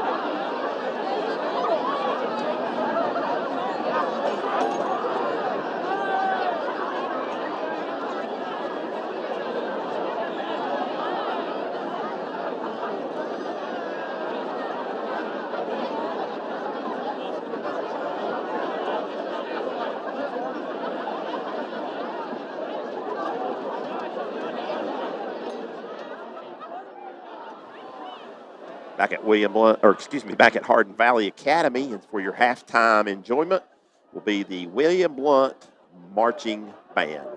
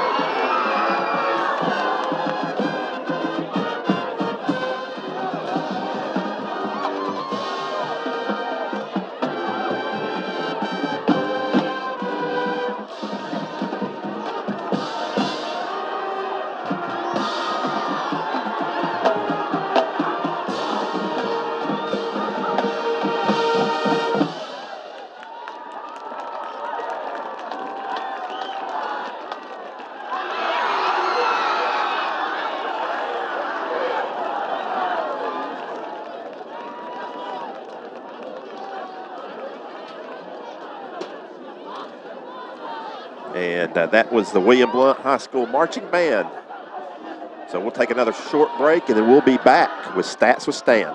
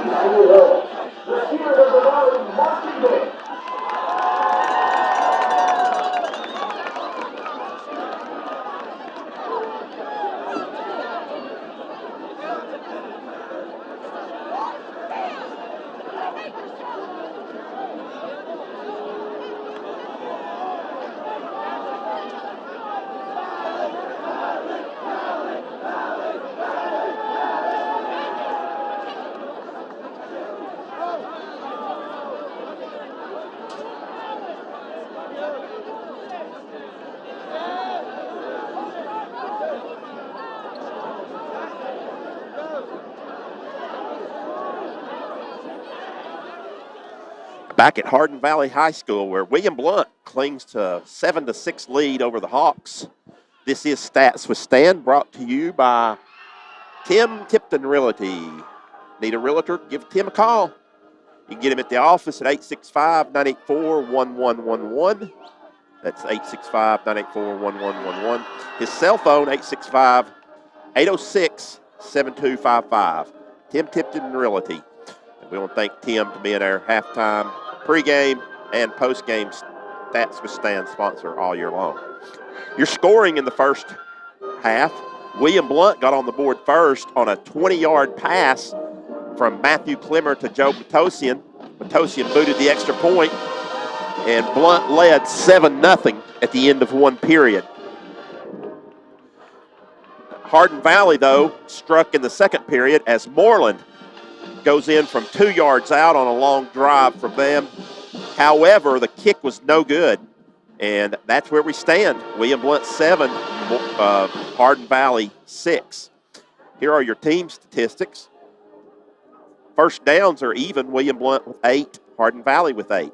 Rushing, William Blount's only ran it 8 times for 27 yards. Hardin Valley 23 times for 103 yards. Most of that is by Moreland. Through the air, William Blount is 11 of 23. 1 touchdown, 2 interceptions for 94 yards. So Matthew Clemmer is about 16 yards away from breaking the 2,000-yard mark for the season. William Blount has 121 yards offense, total offense, I should say. Hardin Valley was 4 of 11 through the air.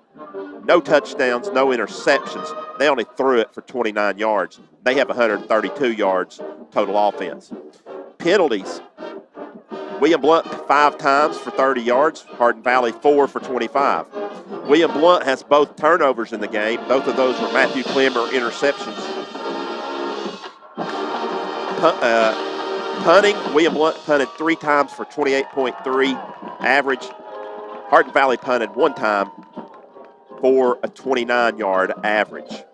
On the ground, William Blount, most all the yardage, 24 yards for Eli Walker on 7 carries. Matthew Clemmer has the other 3 yards. I gave Matthew Clemmer's stats there, 11 for 23, a touchdown for 94 yards. He does have 2 interceptions as well. And then receptions for William Blount, it's been pretty balanced, as it always is. Actually, Ocker has 5 catches for 46 yards. Keeble with 3 for 19. Joe Matosian 2 for 27. Eli Walker has the other catch for 2 yards. Over on the Hardin Valley side, Will Moreland is the big guy on the ground, as he's got 12 carries for 105 of their yards. The rest of the team, total team, would be negative then after that. But right now, also, I'm sorry, Robbie, there. Standifer has negative 8 yards on 4 carries. Hillis, the 1 carry for 3 yards. Number 16, which is Pacifume, with 3 carries for 22 yards. And as I said, Moreland has the 105. Through the air, they've only thrown it, well, actually, Standifer thrown it for 10 times. He's only completed 4 of those for 29 yards. They did throw, Pacifume also threw it once as well. That was incomplete as well. And then Vaughn has the 2 catches for 12 yards, their leading receiver for them. Also, number 4, Nickel, has a catch for 10 yards. And number 13 on their roster, which is Hogriff, is 1 catch for 7 yards. Once again, those are your halftime statistics brought to you by Tim Tipton.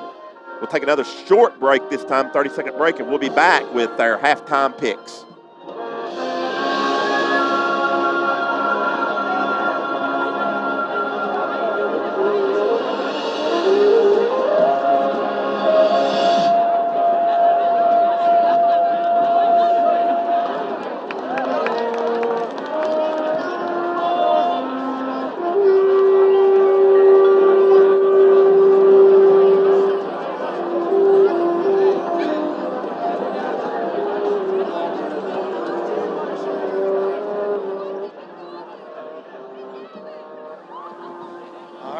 Back to the Safety Express halftime report.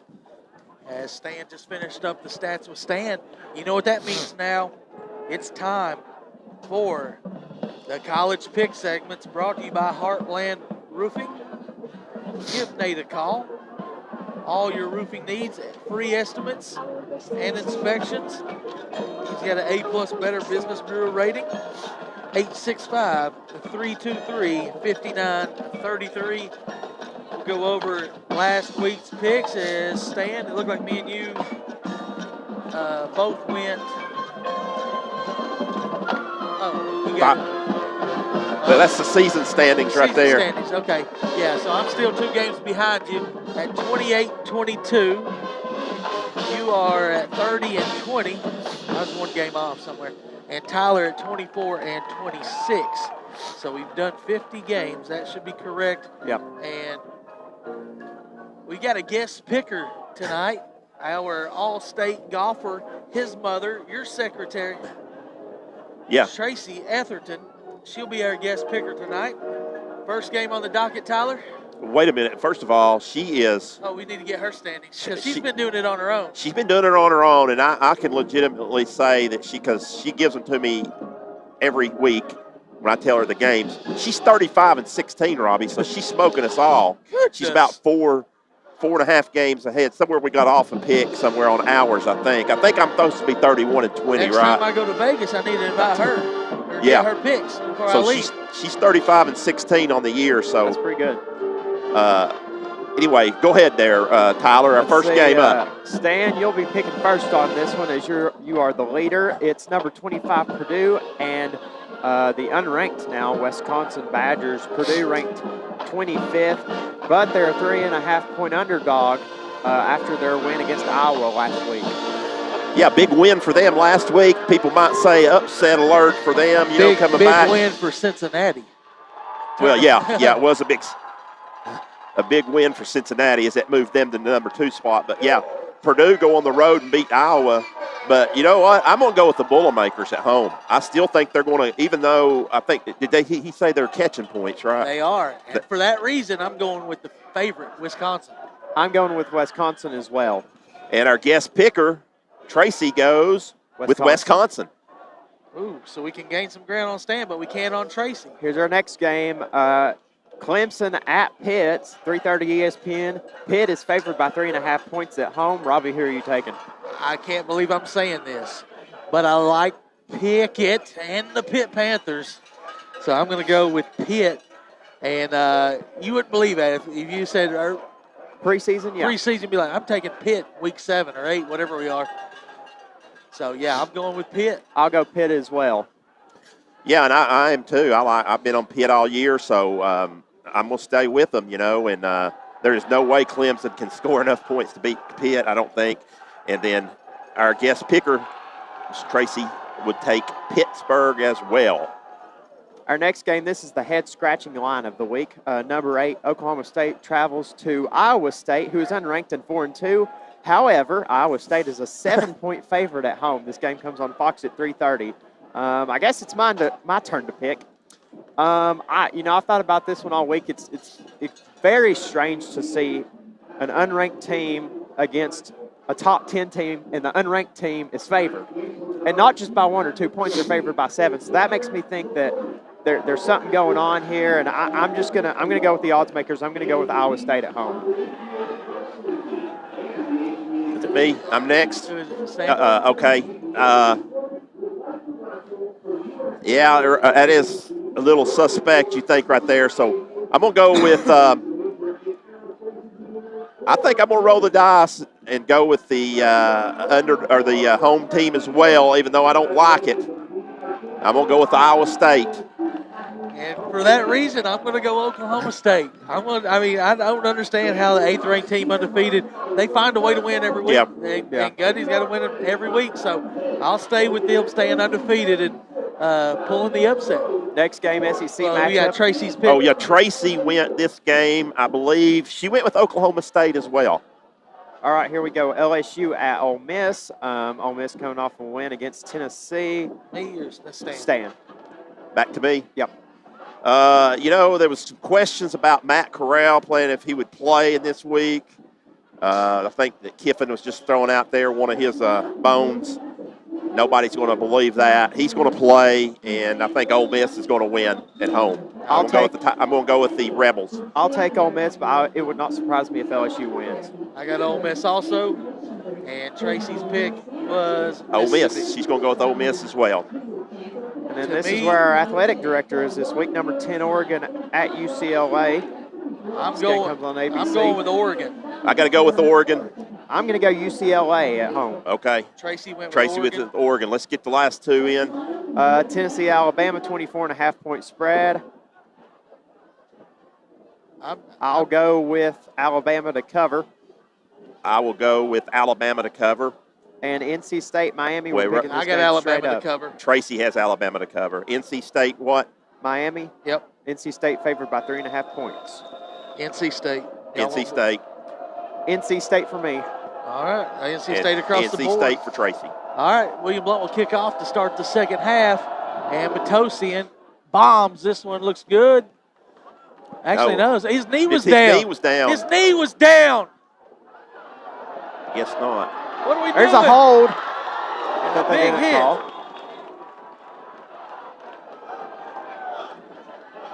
A kick. Yeah, we'll see right here on the replay. Cameraman Brian Porch says no. Clearly, Brad, no. I'm there. It was down. He was down. He should have been marked at the 1. At the 1-yard line. They got the ball out to the 40-yard line. That's a 39 missed.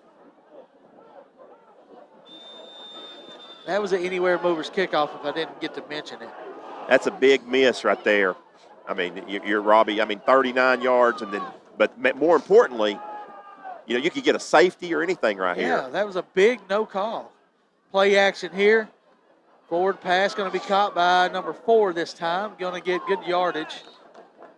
They give him 9 yards instead of 8.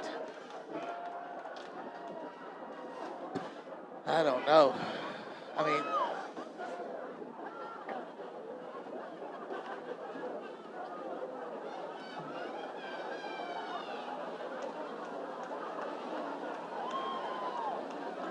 just at a loss for words, really. There's two referees standing there. Flip it the same play, and he breaking ankles is number 4 this time to the right side into William Blount territory down to the 40.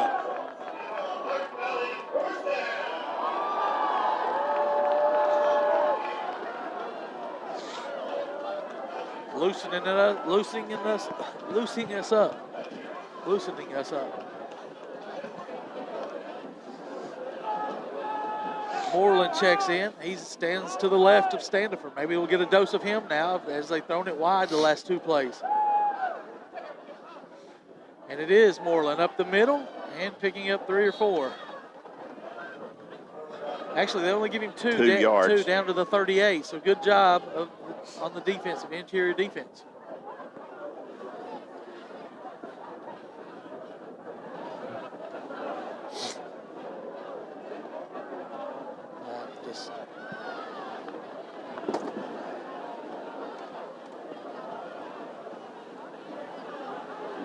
Second down and 8. Handoff, Moreland right ahead. Breaking. No, Jimmy Willicks will not let him go this time. Yeah, good job. No gain. They're going to give him progress back to the line of scrimmage, but that's it. So, Robbie, here's the first opportunity to get off the field here in the third period. I don't know, Stan. If they lose yardage, maybe. They gain 3 or 4, you probably go that's for true. It. Yeah, you think about 4th down territory. I mean, yeah, you're right. I don't. I think 4th and 8 they would go for it. They probably will. You're right. Yeah.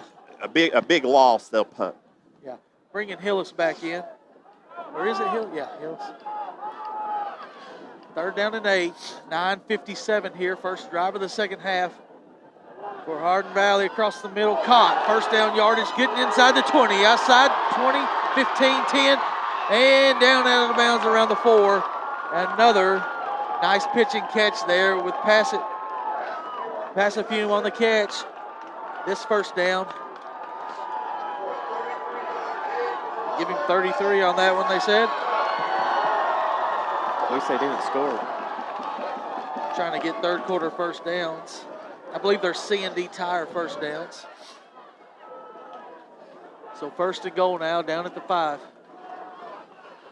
Standifer hands it Hillis. He's going to be knocked down for 1 yard gain. Maybe no, he might have got only back to the line of scrimmage.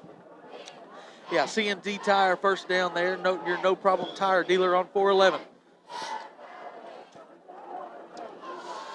So the opening kickoff of the second half, the player fields the ball at the 1 yard line with his knee down. He gets up and runs it back to the 40, and 2 referees standing there don't see it. So now, about 6 plays later, they got second and goal at the 5. Standifer takes it. Play action, takes it himself, spins out of a tackle, but he's only going to gain 1. Maybe not even that, Robbie. They're not even going to give him 1. Another no gain. Standifer gets there. Great job of William Blount breaking him. He's still, Muse just quit. What? He just spun out and he just stopped. The effort sometimes.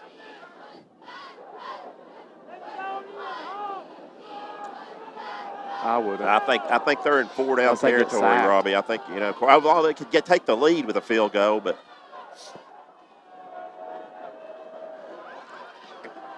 Play action across the middle, deflected by Keeble.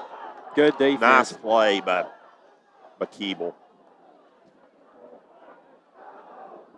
They're going to kick the field goal, Stan. Yeah, I mean, if you got a chance to take the lead here, Robbie, I mean. Hey, don't nobody say anything, but never mind. And as I say that, the wind picks back up. It is. I was going to say the wind to kind of calm down a little bit. It is from the middle of the field, Robbie. I mean, it's only a 22 yards. It's no more than an extra point. Yeah, and he's already missed one of those. 8:24 to go here in the third. Hardin Valley looking for the lead. Snap is down. The kick is up. It looks good. It is. It's 9-7.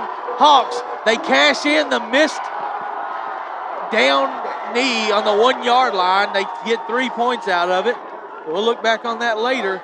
But it's a scoring opportunity for the Hawks, and they've got their first lead of the game. We'll take a short break on the Gov Nation Network.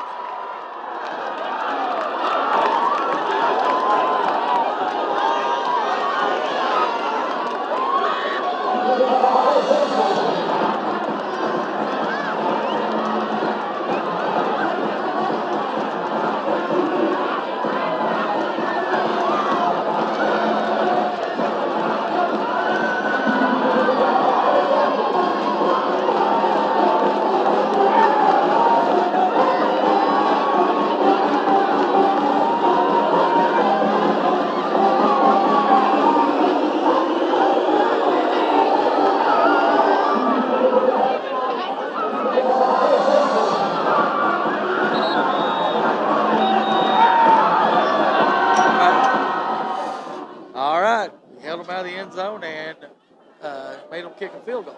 But we are now in late, about sixth inning here in this baseball game, 9-7. Yeah. Speaking of baseball, Stan, I saw your boys were down 1-0 at the end of the boy. His boys. He's a boss. He's a boss down right side. Yeah, travel day. Braves are traveling.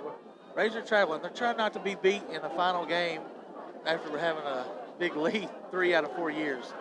Good high kick this time. Ocker will catch it at the set. No, off the shoulder. Now he reverses field and goes down. You got to be kidding me. It hit right off his shoulder pad. You can't make this stuff up. He might have looked into those lights. Somebody might have flickered those lights they got here that when they score it.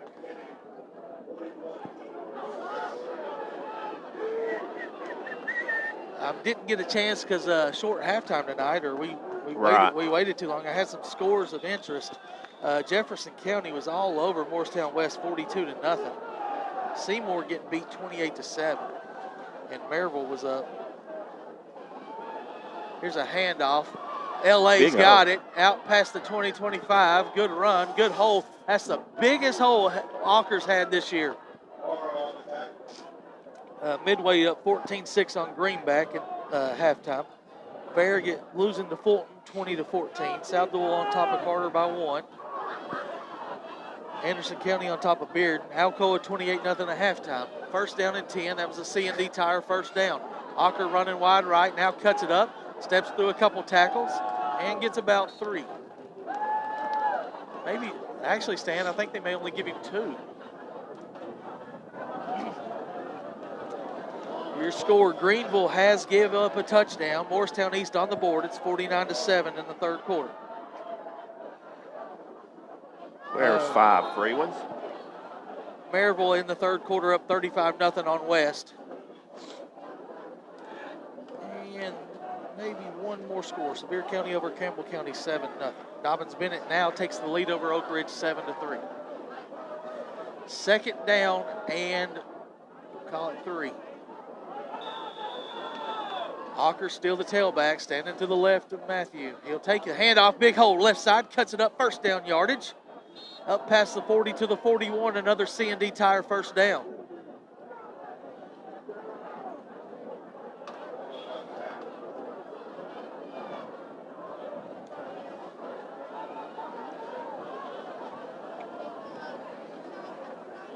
Oh, got him again. No, they were back up. They were back up far enough that they didn't go across. Handoff, Ocker straight ahead. Good yardage past the 45 to the 48. Give him 7. Looking at those college games, guys, really not a lot of stand-up out games tomorrow, you know. UCLA, I guess, would be the biggest one. Oregon. Ocker cuts back, gets close to the first down. Oh, he fumbled the football. And Hardin Valley's recovered.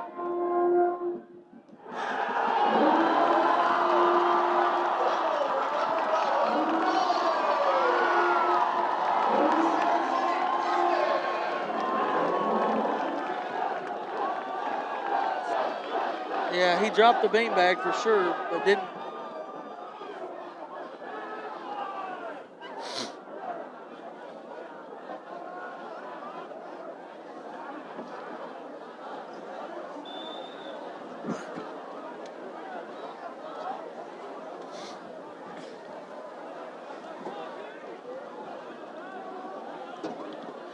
Hardin Valley takes over at their own 49 after the fumble.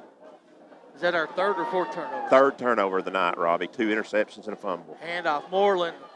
We're there for him for no gain again, looks like.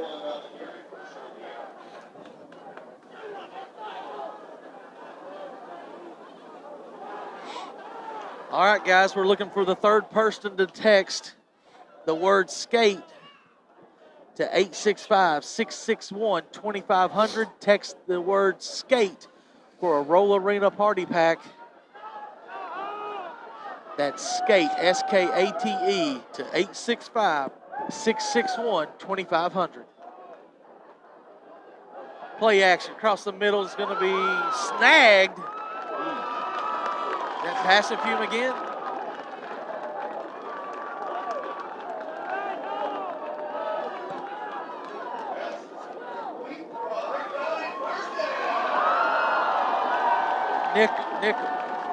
Nickel with a catch.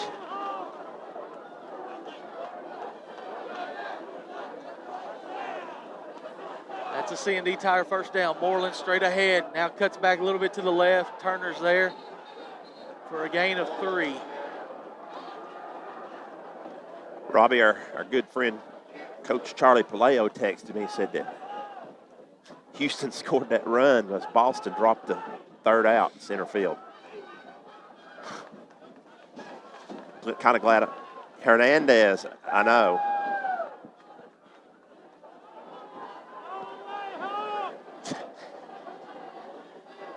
Second down and 7. Give Moreland 3. Hillis back into the game at tailback. Low snap, play action, deflected pass, caught by Nickel, reversing field, picking up some blocks and getting tripped up. It'll be about the 30-yard line. Bring up third down and 1. 4:30 left here in the third quarter. Hardin Valley's controlling the clock. Definitely in 4-down territory here.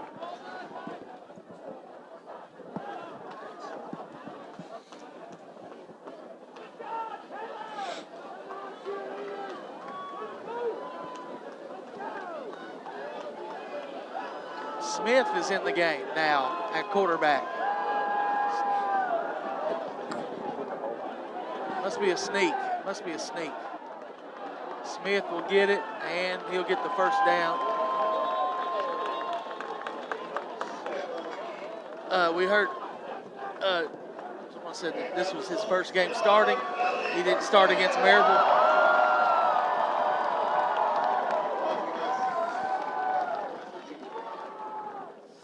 I like what I've seen so far from Standiford for sure. Transferred in from Catholic. Some people say he may still be ineligible, but tonight he's playing. If you're 0-8, what does it matter? Make them board like they care.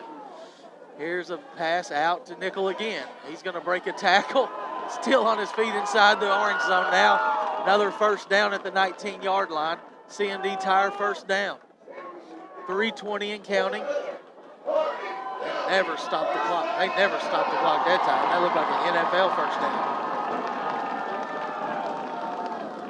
So this is like the 5th time they've been inside the orange zone, but they've only came away with 9 points so far. They could absolutely be blowing this game wide open.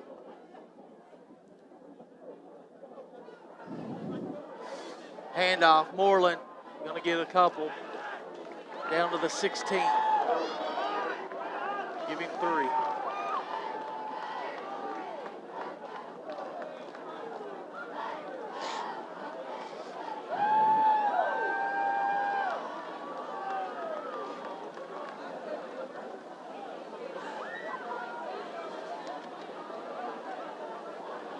Willix he kind of limped off the field there. Standing for hands to Moreland, running left, running over Clemmer, I think. But he's going to get the tackle. Oh, it's Turner. Turner a little shaken up.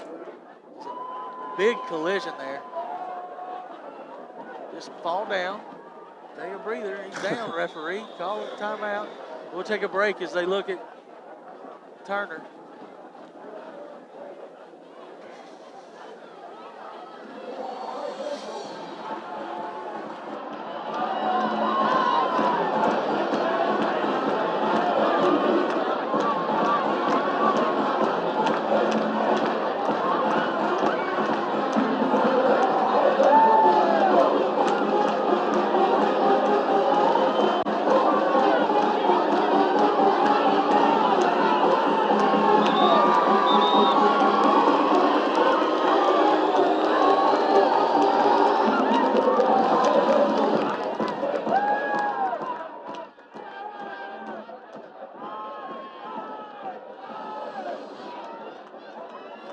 Sorry.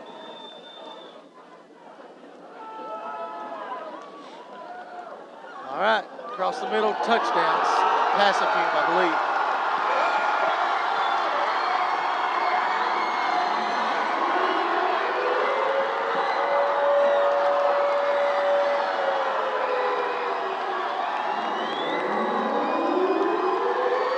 Now they're ahead by 8. This extra point will make it a 2-possession game.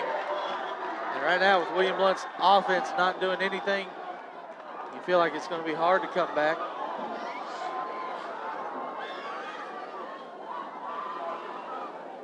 Snap is good. The kick is up and no good. So the score remains an 8-point lead.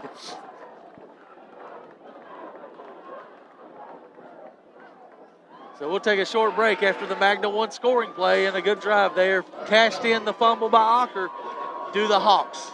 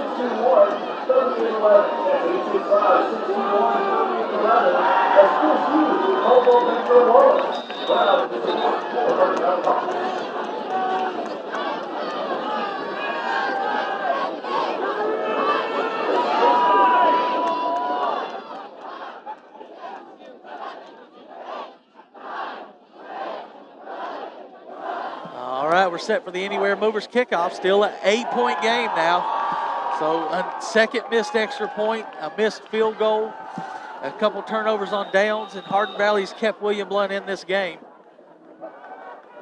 As Oregon will kick left to right here. Short pooch kick going to be taken all the way across the field. Job has to get on it, and he will kick it on the run. Going right, steps through a tackle, and gets up to the 30-yard line. Good field position. Maybe the 29 where they mark it. No, I'm sorry. They're going to give him the 28. What was I kidding? They give extra yards to them, take yards away from us. Robbie, did you give I may have missed it. Did you give a Heritage score at halftime? 7-0. I didn't give it, but they're losing 7-0 They're losing. To Lenore City last I saw near halftime.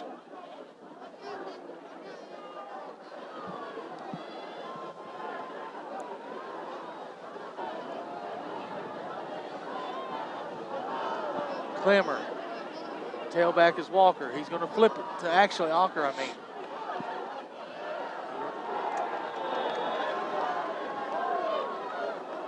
Had blocker set up on the left side. He thought he was going to cut it inside. It gave the defense a chance to flow to the ball. Yeah, he shouldn't have. I don't know why he didn't. He's like a scat back. His first move usually is to try to make a guy miss, but that one he actually could have went forward. But 2-yard gain. Clemmer, high pass caught by Job. Nice snag by Job. And that one, they read it. They could have picked that off, but Clemmer pulled it back down, then delivered the pass for a C&D Tire first down. Great play there by Matthew. Good ball placement. 126 and counting here in the third quarter. 15-7 is your score. Handoff. Ocker running right. Cuts it up and gains 2. There's going to be a penalty flag, either face mask or a hold.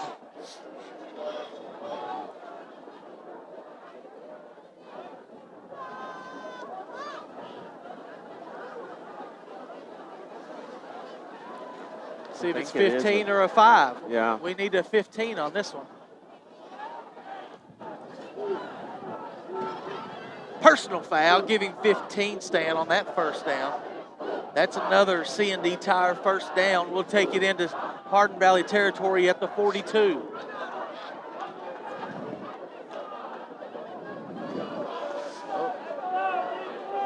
Is this the last? when was the last time we were into Hardin Valley territory? It's been a while. First quarter, maybe? I really kept track. I believe you're right. Rolling to his left, throwback screen set up to Ocker. He'll catch it at the 45, and not good blocking. He spins out of a tackle, and they're going to give him progress to the 36, I believe. Two guys downfield blocking, and they just whiffed. With that pass, Clemmer goes over 2,000 for the year, Robbie. That's a good, solid season for the junior quarterback. But, air raid offense, we pretty much abandoned the run here this season. Here's a pull, so it should be a run for Ocker. Going to get 2 yards. It'll bring up 3rd down and 2.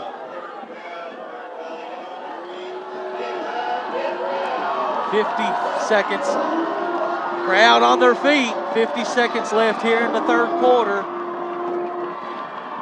Same play, handoff. Ocker skips through and gets the 1st down. It'll be at the 32-yard line, just enough for a C&D Tire 1st down. They'll stop the clock. Well, no, they didn't. Hardin Valley wants a measurement.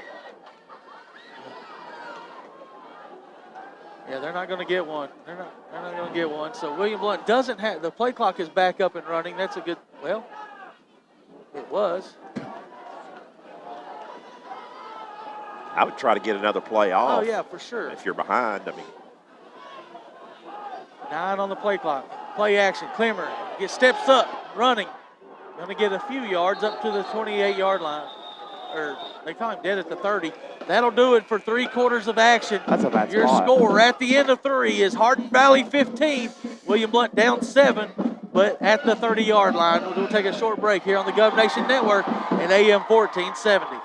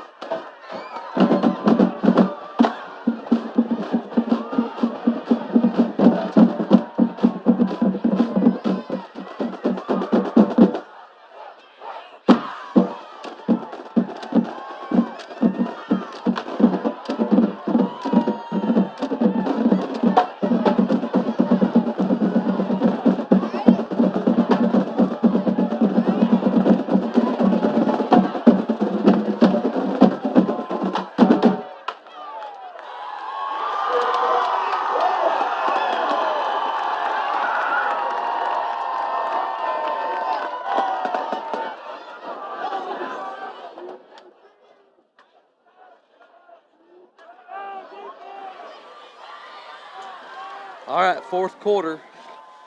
William Blount has a 2nd and 8. Ben Ocker the whole second half here, tailback. He'll hand it. Nope. Yeah, he will hand it to Ocker. Cutting it up. Spins out of a tackle. Puts his head down.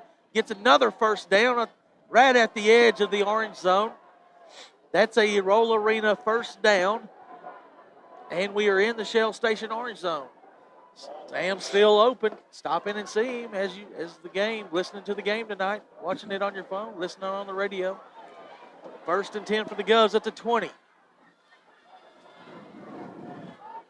Clemmer will check to the sideline. I like what William Blount's done here this drive. They've not taken a bunch of deep shots. They've just kind of methodically moved it down the field. Running left is Ocker. Running left is Ocker. Still running left and down. Still on his feet. Steps through a tackle and down to the 5-yard line. Is Ocker trying to make up for the fumble on the last drive. Here's your replay, brought to you by Safety Express. Bouncing it left and putting his head down for extra yardage. What an effort by the junior. 1st and goal from the 5 after the Roll Arena 1st down. Handoff, Ocker. Can he get in? He can. He stuffed it to 1 or 2. Well, they said the 3. That's a terrible spot. That's another bad spot. Yeah, their spots have been way bad for us. It is crazy that they've got an extra yard on their spots and we're losing yards.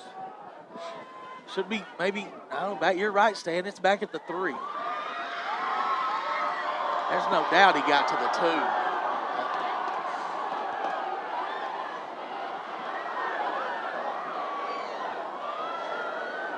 Clemmer in the gun. Ocker to his left. In motion is Turner. Now to the right. They'll run behind Turner and up the middle, down to the 1. Now we got 2 quarterback sneaks, probably from Matthew. I would try to sneak it right here. 10:05 left here in the 4th. Clemmer takes it, sneaks it into the end zone. Touchdown, William Blount. That's a Magna 1 scoring play as Clemmer 3 yards in the end zone before they raise their hands.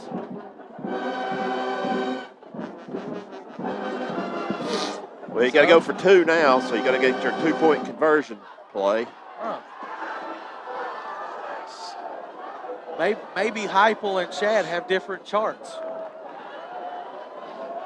As Heupel elected not to go for 2 early in the game. Well, this is not really early. No, I'm saying Heupel had a chance to go up.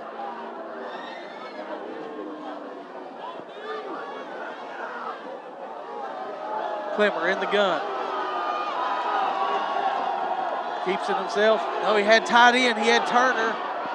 Back of the end zone. Touchdown. 2-point conversion is good by Keeble. We're tied 15 apiece with 10 to play. That's another Magna 1 scoring play. Here's your replay by Safety Express. It was going to be a throw to Turner. They jumped past to Turner, but it had to flush the pocket. And Keeble catches it in the corner for a 2-point conversion. Don't go away, folks. We got a dandy here.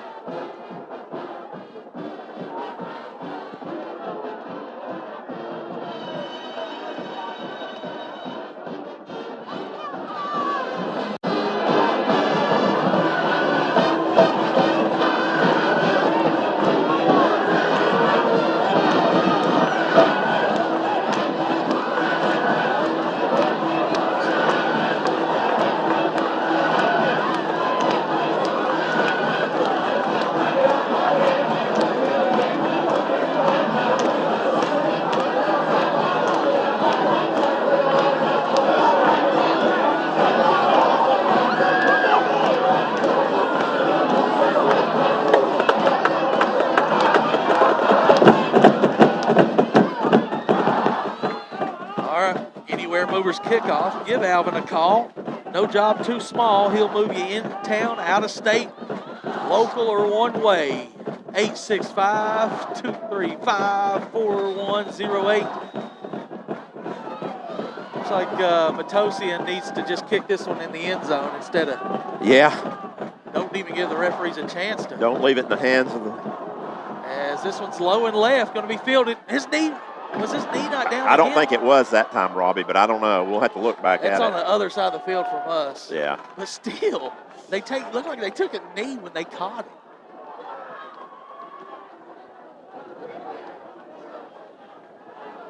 it. His knee down? No. It's very close. I couldn't tell. Either way, it's only 12 yards this time, if it was. But defense needs to come up with a big stop. 9:54 left here.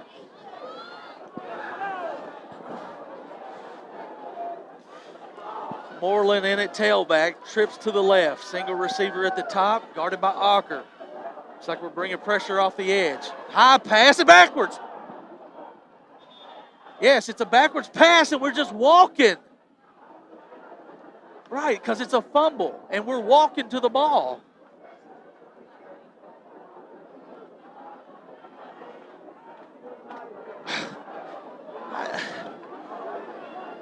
Why is the clock stopped now? Went out of bounds. Oh, okay. You're right. Robbie, shouldn't they spot the ball down here? Big play, though, regardless. Hash? Yes. Yeah, Second the ball should 14. be on the left hash. They don't know. They're guessing, Tyler. And Moreland's getting all that yardage back and more down to up to the 38-yard line. It's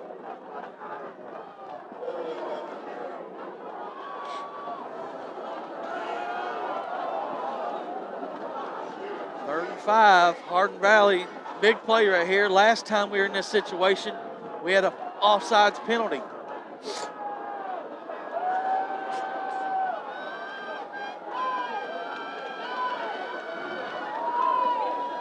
Blount showing pressure.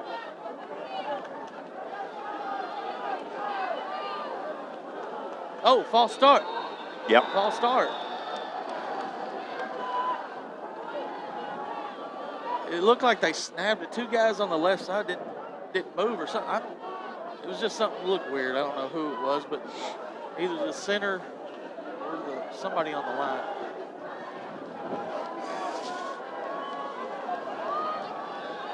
But it was going to be a handoff. Yeah. Now, of course, it's Hardin Valley to pass the ball, but they've been successful tonight with passing unit. Especially in the second half, Robbie. They're 7 of 8 for 93 yards in the second half. Jeez. So I would make sure I know where number 16 is. 16 and 4. They've been the targets. Here's a straight drop by He's looking for him. There he goes to him. Keeble's right there. Oh.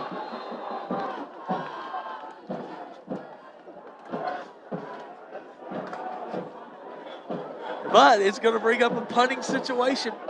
As you see Keeble. Yeah, he jumped a little too early, but good job of Brandon being right in position. Forcing the punt. They've already had 1 bad snap tonight. It's 8:41 left here in the 4th. Your score 15-15. William Blount should have decent field position.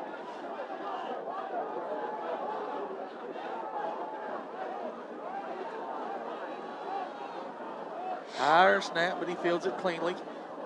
High, nice catch. Ocker will catch it at the 30 and go forward out of bounds at the 32.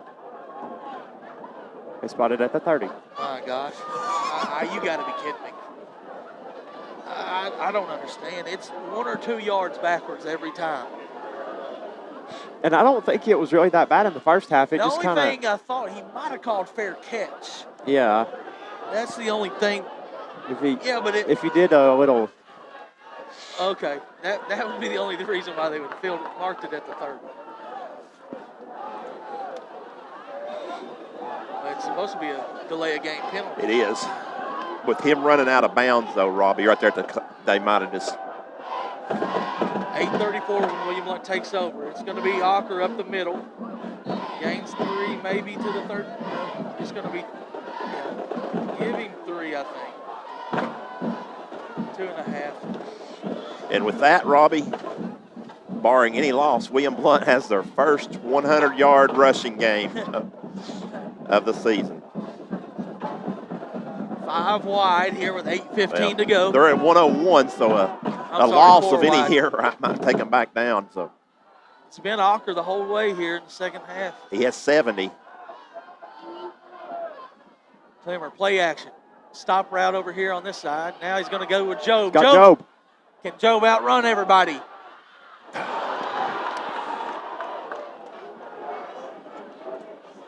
That would have gave us the lead. Matthew put that ball where he needed to. Here's your replay as Clemmer floats to the left, chucks it as far as he can. And just off the hands of Job. He don't miss very many of those.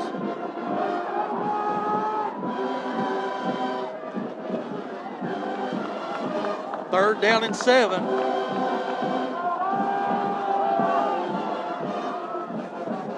Clemmer, roll to his right, throw back to Ocker.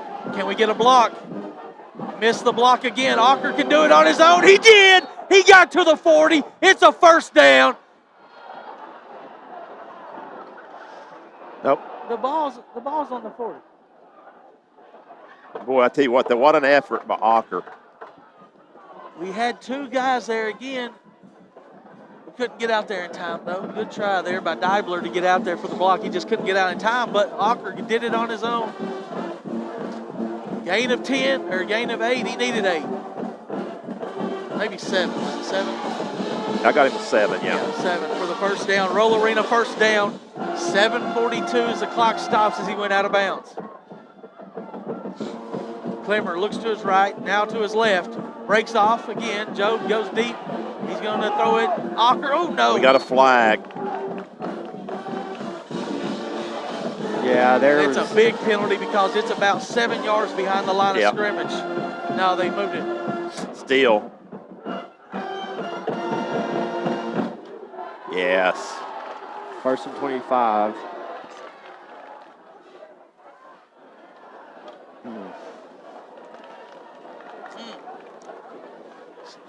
this situation here tonight. We've kind of went, temperature's down to about 50 degrees now. Wind chill got us. You know, First before penalty, the game, Carter first said penalty there's of the second half, Robbie. before First the game, penalty, Carter but it's said, a big one. Yep. He said there's no way that And I got a this game score could from get Charlie close. Vallejo, said Lenore City and Heritage tied up 14-all. Great effort by the Mountaineers. Well, you caught it, Stan. It's senior night over there for the Mountaineers, and they're playing hard. Trying to get them a win to send the seniors out. 1st and 25 now with 7:34 left here in the fourth. William Blount way behind the chain. Need to get some positive yards here. Here's a slant pass, high, caught though. Oh, he dropped it. No, they're going to call it a catch. They're going to call it a... No. Oh.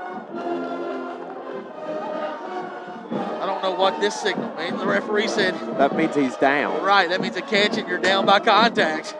I'm not sure. There is no replay in high school, so you can't, there's no challenge or nothing. So, but weird that he made that signal and then say it's incomplete. The same referee. He meant to go like this and then go. 2nd and 25. Could have had about 10 of it back right there. Handoff Ocker, straight ahead, and gets about 6. About 7.5 minutes left. 3rd down and long.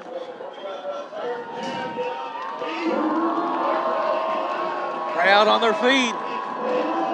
And it's a good crowd tonight for a couple teams that have got bad records.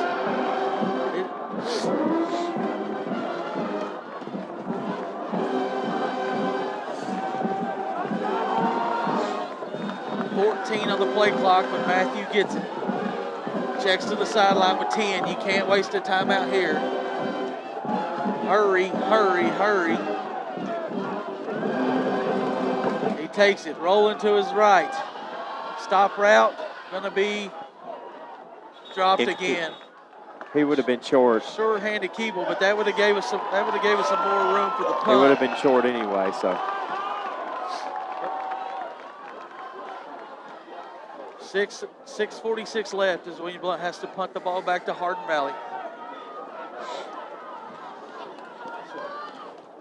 At least the drive didn't end in a turnover. It'll end here, hopefully, in a kick.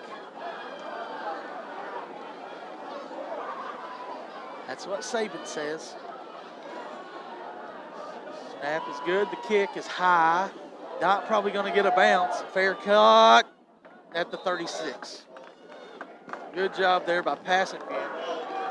So good, decent field position for Hardin Valley. The defense has been solid all night for William Blount. Can they continue to get stops? There's a flag. Oh, we have a flag? That might back them up, Robbie. That flag is around midfield.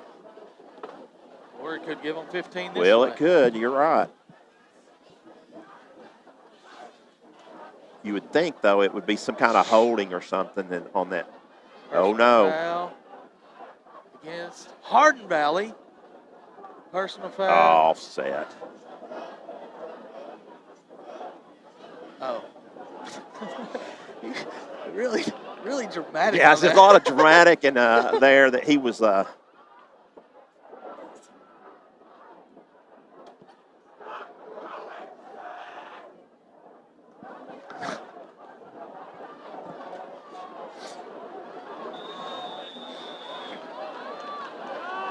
That's a pro referee, Ed Hockley. His son's in there now. Sean, no, Ed retired. It's Sean now. Here's a flare out to, I think it might be passing Fumer Nickel, but he's going to gain about 10. Maybe 11. It's Nickel up for 11.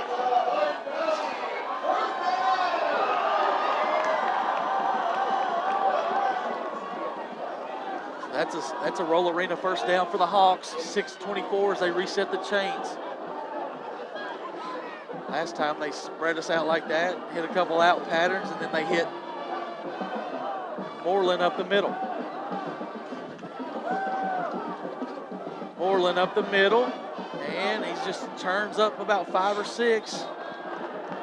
Defense is just worn down now. Give him 5. We've seen this in several games this year.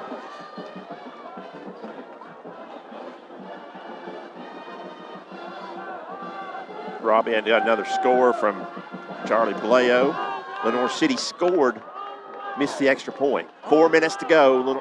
Heritage has the ball down 6. All right, game-winning drive for the Mountaineers maybe. Here's a flare out to the left. Nickel catches it at the 50 and breaks a tackle running left. First down yardage down inside the 40 to the 38. It kind of looks like everybody's trying to wait on somebody else to go make a play. We need to go make a play. Give him the 39. It's 1st and 10, Roll Arena first down for the Hawks. Clock stops as they go out of bounds.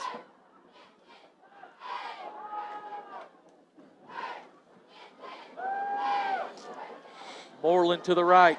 They'll hand to Moreland straight ahead. Gains 4 down to the 35.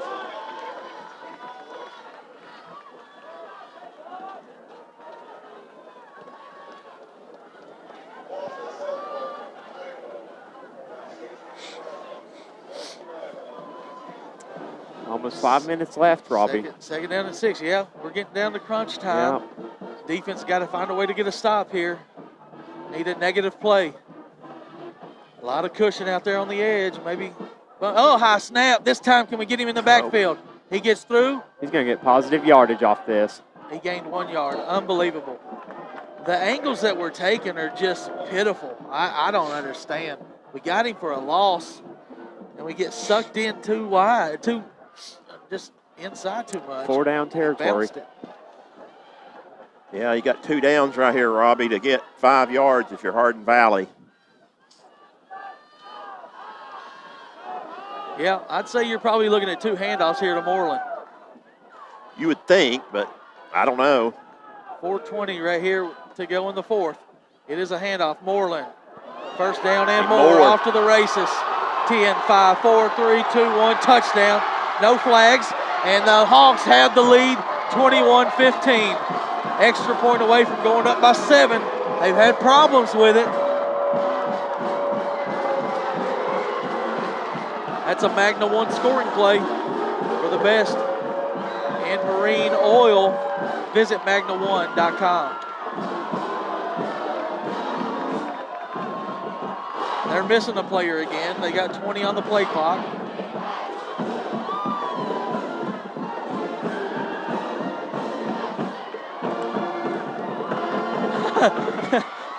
Yeah, they've only scored like 3 points the last 3 games tonight.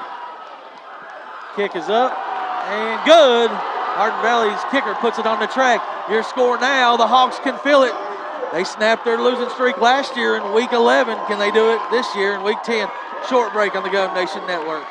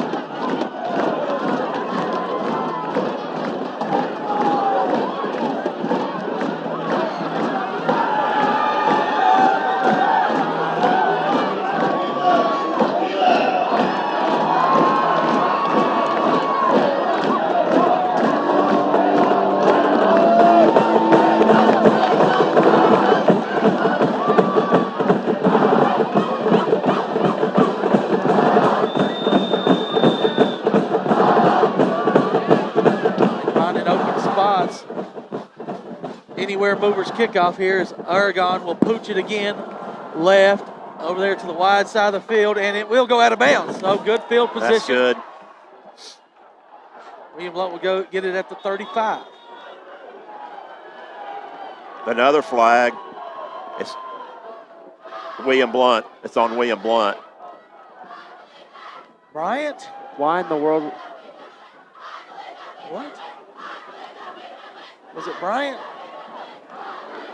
No, it wasn't. Yeah. If there's he wasn't on the field, guys. It was 17, I think. No.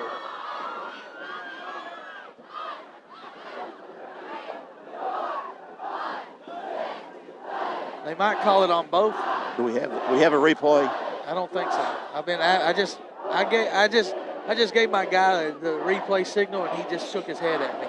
Okay. So what that would do, Robbie, I think would put us at the 35 and then back it back up and be first and 10 at the 20. Yeah. If that's administered. No,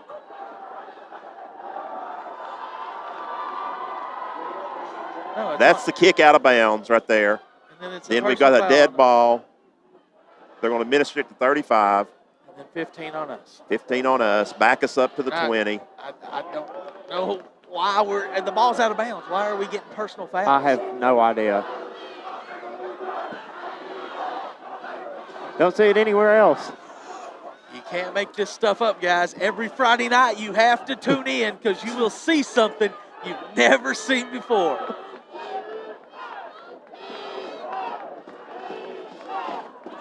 Now the Govs got to go 80.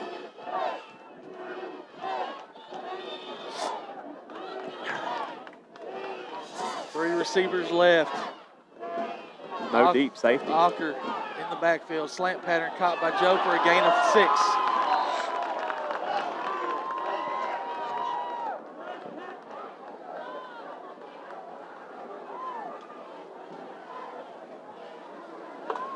Second and 4.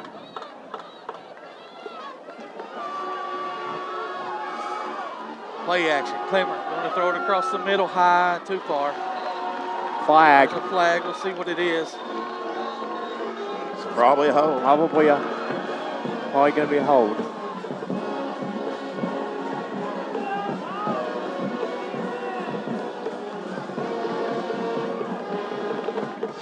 Ineligible downfield.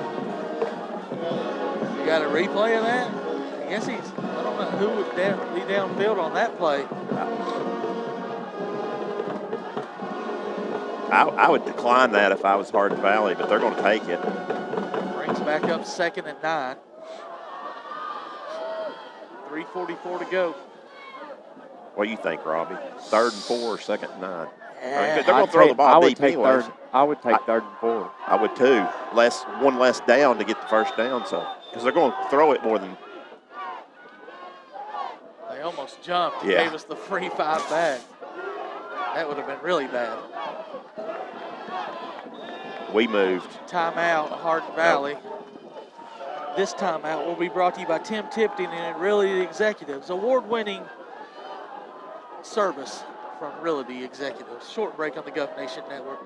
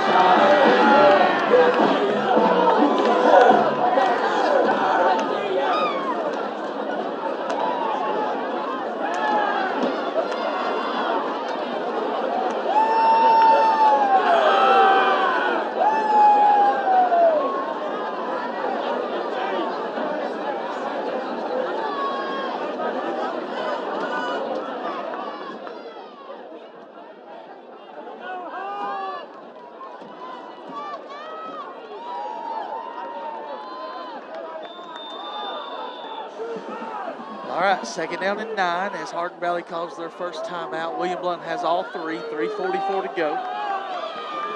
5 wide for Matthew. He's got somebody. He's got Ocker. Intercepted. Threw that way too far out in front. We need to tackle. Now William Blount has all 3 timeouts. Adios. William Blount has all 3 timeouts. 3:31 to go. Matthew just led Ocker too far on that one. He was open. Turnovers are going to doom the Govs tonight. Turnover number 4.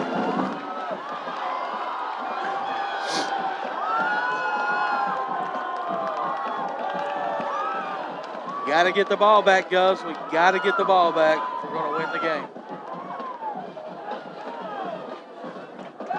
They've got Hillis in the game at tailback. Where is Moreland? Now Moreland, there's a handoff, running left, going to gain good yardage. Wow, he gained 7 yards. Just dragging guys.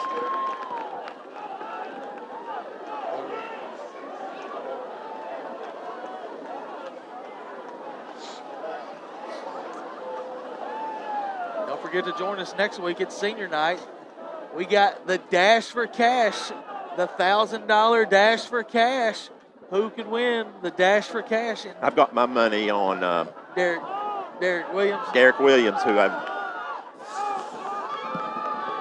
2nd and 3, 2:55 here and counting, 7 on the play clock. They'll get set, take it, hand off up the middle, and getting the first down. That'll stop the clock momentarily down at the 36-yard line. They're dragging guys now.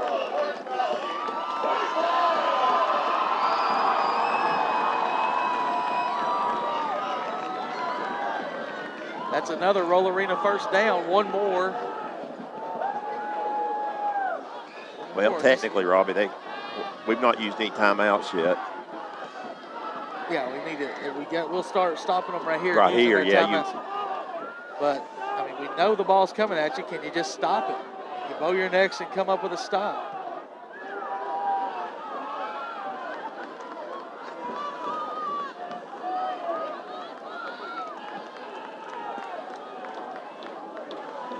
They'll take it. Hand to Hillis, running right. William Blount's there, but he steps outside and he's off to the races. Stays in bounds, nice smart play. William Blount's now got to use timeouts.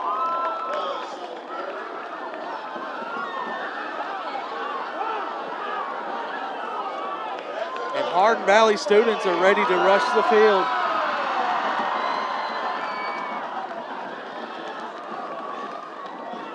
O&A Hardin Valley on senior night, excited for this win.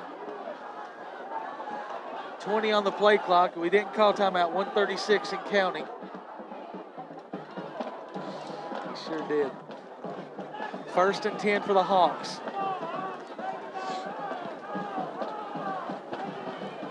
Stanford takes it, hands to Hillis. Straight ahead, timeout William Blount. This timeout will be brought to you by Trinity Chiropractor. Turning on your national energy source. Short break on the Gov Nation Network.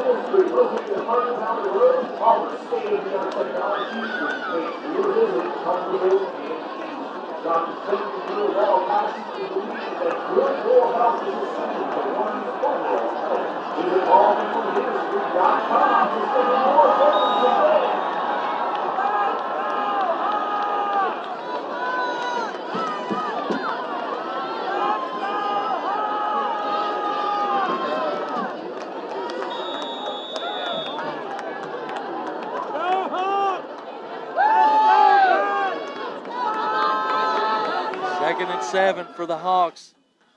Trying to hand off. William Blount's there.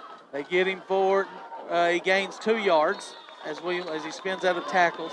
We had him for a 2-yard loss. He gained 2. Timeout William Blount. This one brought to you by Blevins Realty Group. Breaking records, making people happy. So we'll keep it here this time as it's 3rd down and 5. William Blount has 1 timeout left. Hardin Valley will run it. They'll probably, if they don't gain the first down, if it's like 4th and 1 or 2, they'll go for it. If they don't gain a yard, they might kick the field goal. I would say the kicker just kicked it to the track last time. But I would I would take my chances on a kick. If I'm them, yeah, I think if so. If it's 5 yards, because worst case, the ball goes back to the 20, and you go up by 10. Unless it's 4th and 1, 4th and 2. Unless it gets blocked. But we've not blocked a kick all year, I don't think. We blocked some extra points. Except in the West Ridge game.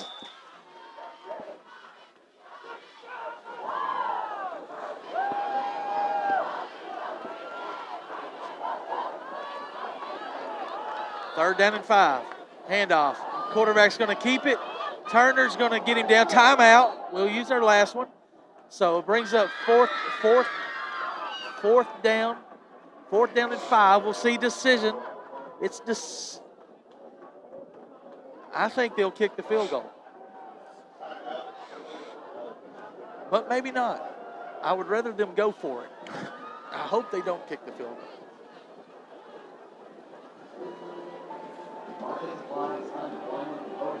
I don't know. I think we got a better chance of stopping them on 4th and 5 than we do.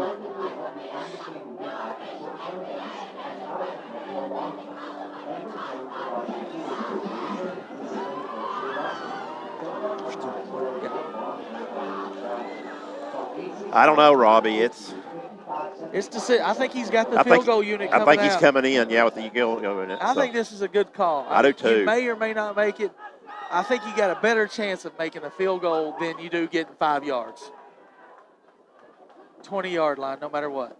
As long as the ball gets to the end zone, they'll get it. William Blount will get the ball at the end zone on a miss. If not, the game's over because it's a 10-point lead. Never mind. They've got the offense that brought them out. William Blount's got to find a way to get a stop. Yep. They're looking. Hardin Valley's looking for their first win of the year. Possibility. Oh, there. Yep. There you go.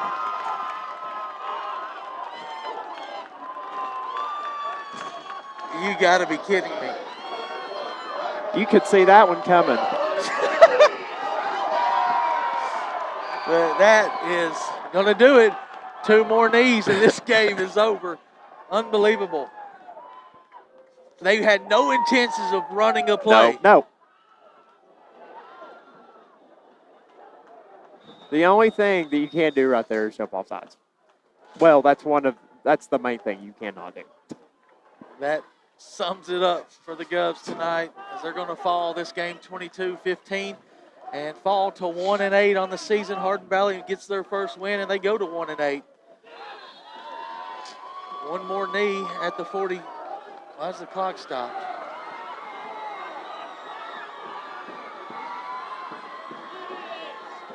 You got to give credit to Hardin Valley tonight, Stan. They did their part. Yeah, they did.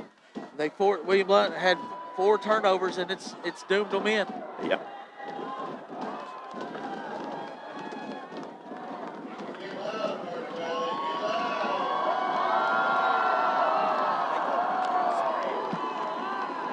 And there's the final knee. We'll take a short break. Your final score from Hardin Valley High School. The Hawks 22, the Govs 15. Short break. We'll come back with Stats and Stan. Wrap it up.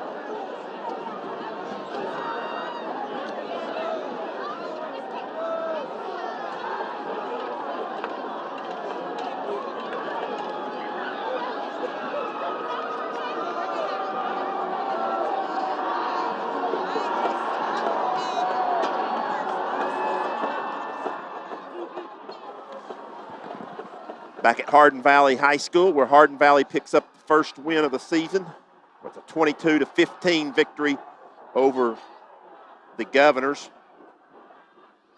This is Stats with Stan, brought to you by Tim Tipton Realty. Need a realtor? Give Tim a call at 984-1111. That's 865-984-1111. 65806-7255. And once again, William Blount falls to Hardin Valley 22-15. William Blount got the scoring first as Matossian with a 20-yard touchdown pass from Clemmer. Matossian added the kick to make it 7-0. And that was where it was at the end of the first period. Moreland goes in from 2 yards out in the second period. However, the kick was no good, and William Blount led 7-6 at the halftime. Third quarter action, Oregon with a 22-yard field goal gave Hardin Valley their first lead, 9-7. And then Pathafume caught a 14-yard pass from Oregon. Kick was no good, though, and it was 15-7 at the end of 3 quarters in favor of Hardin Valley. William Blount ties it in the fourth quarter on a Matthew Clemmer 2-yard run.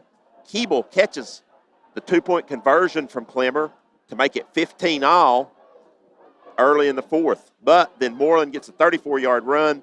Oregon's kick is good, 22-15 at that point. And then after another William Blount turnover, Hardin Valley was able to run the clock out, and that's where we're at. Individually for the Governors, on the ground, it was Ashton Auger with the big night on the ground, 14 carries for 76 yards. Eli Walker added 24 yards, and Matthew Clemmer was 7 yards. William Blount, Matthew Clemmer was 16 for 32 for 127 yards, 1 touchdown but 3 interceptions. Receptions, as far as it's concerned, is Ashton Auger with a big night on the receiving end, as he had 8 catches for 61 yards. Job Matossian, 4 catches for 45 yards and the touchdown.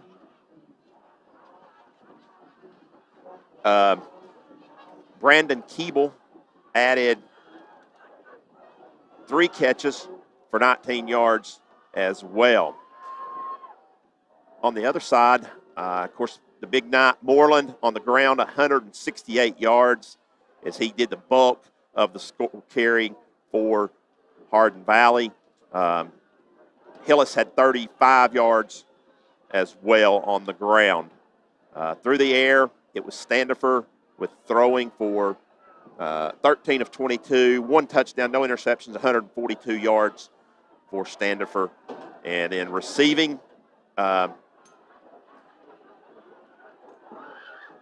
Nickel had a lot. He had 31, 36, 46, 66, 76 yards on 8 catches.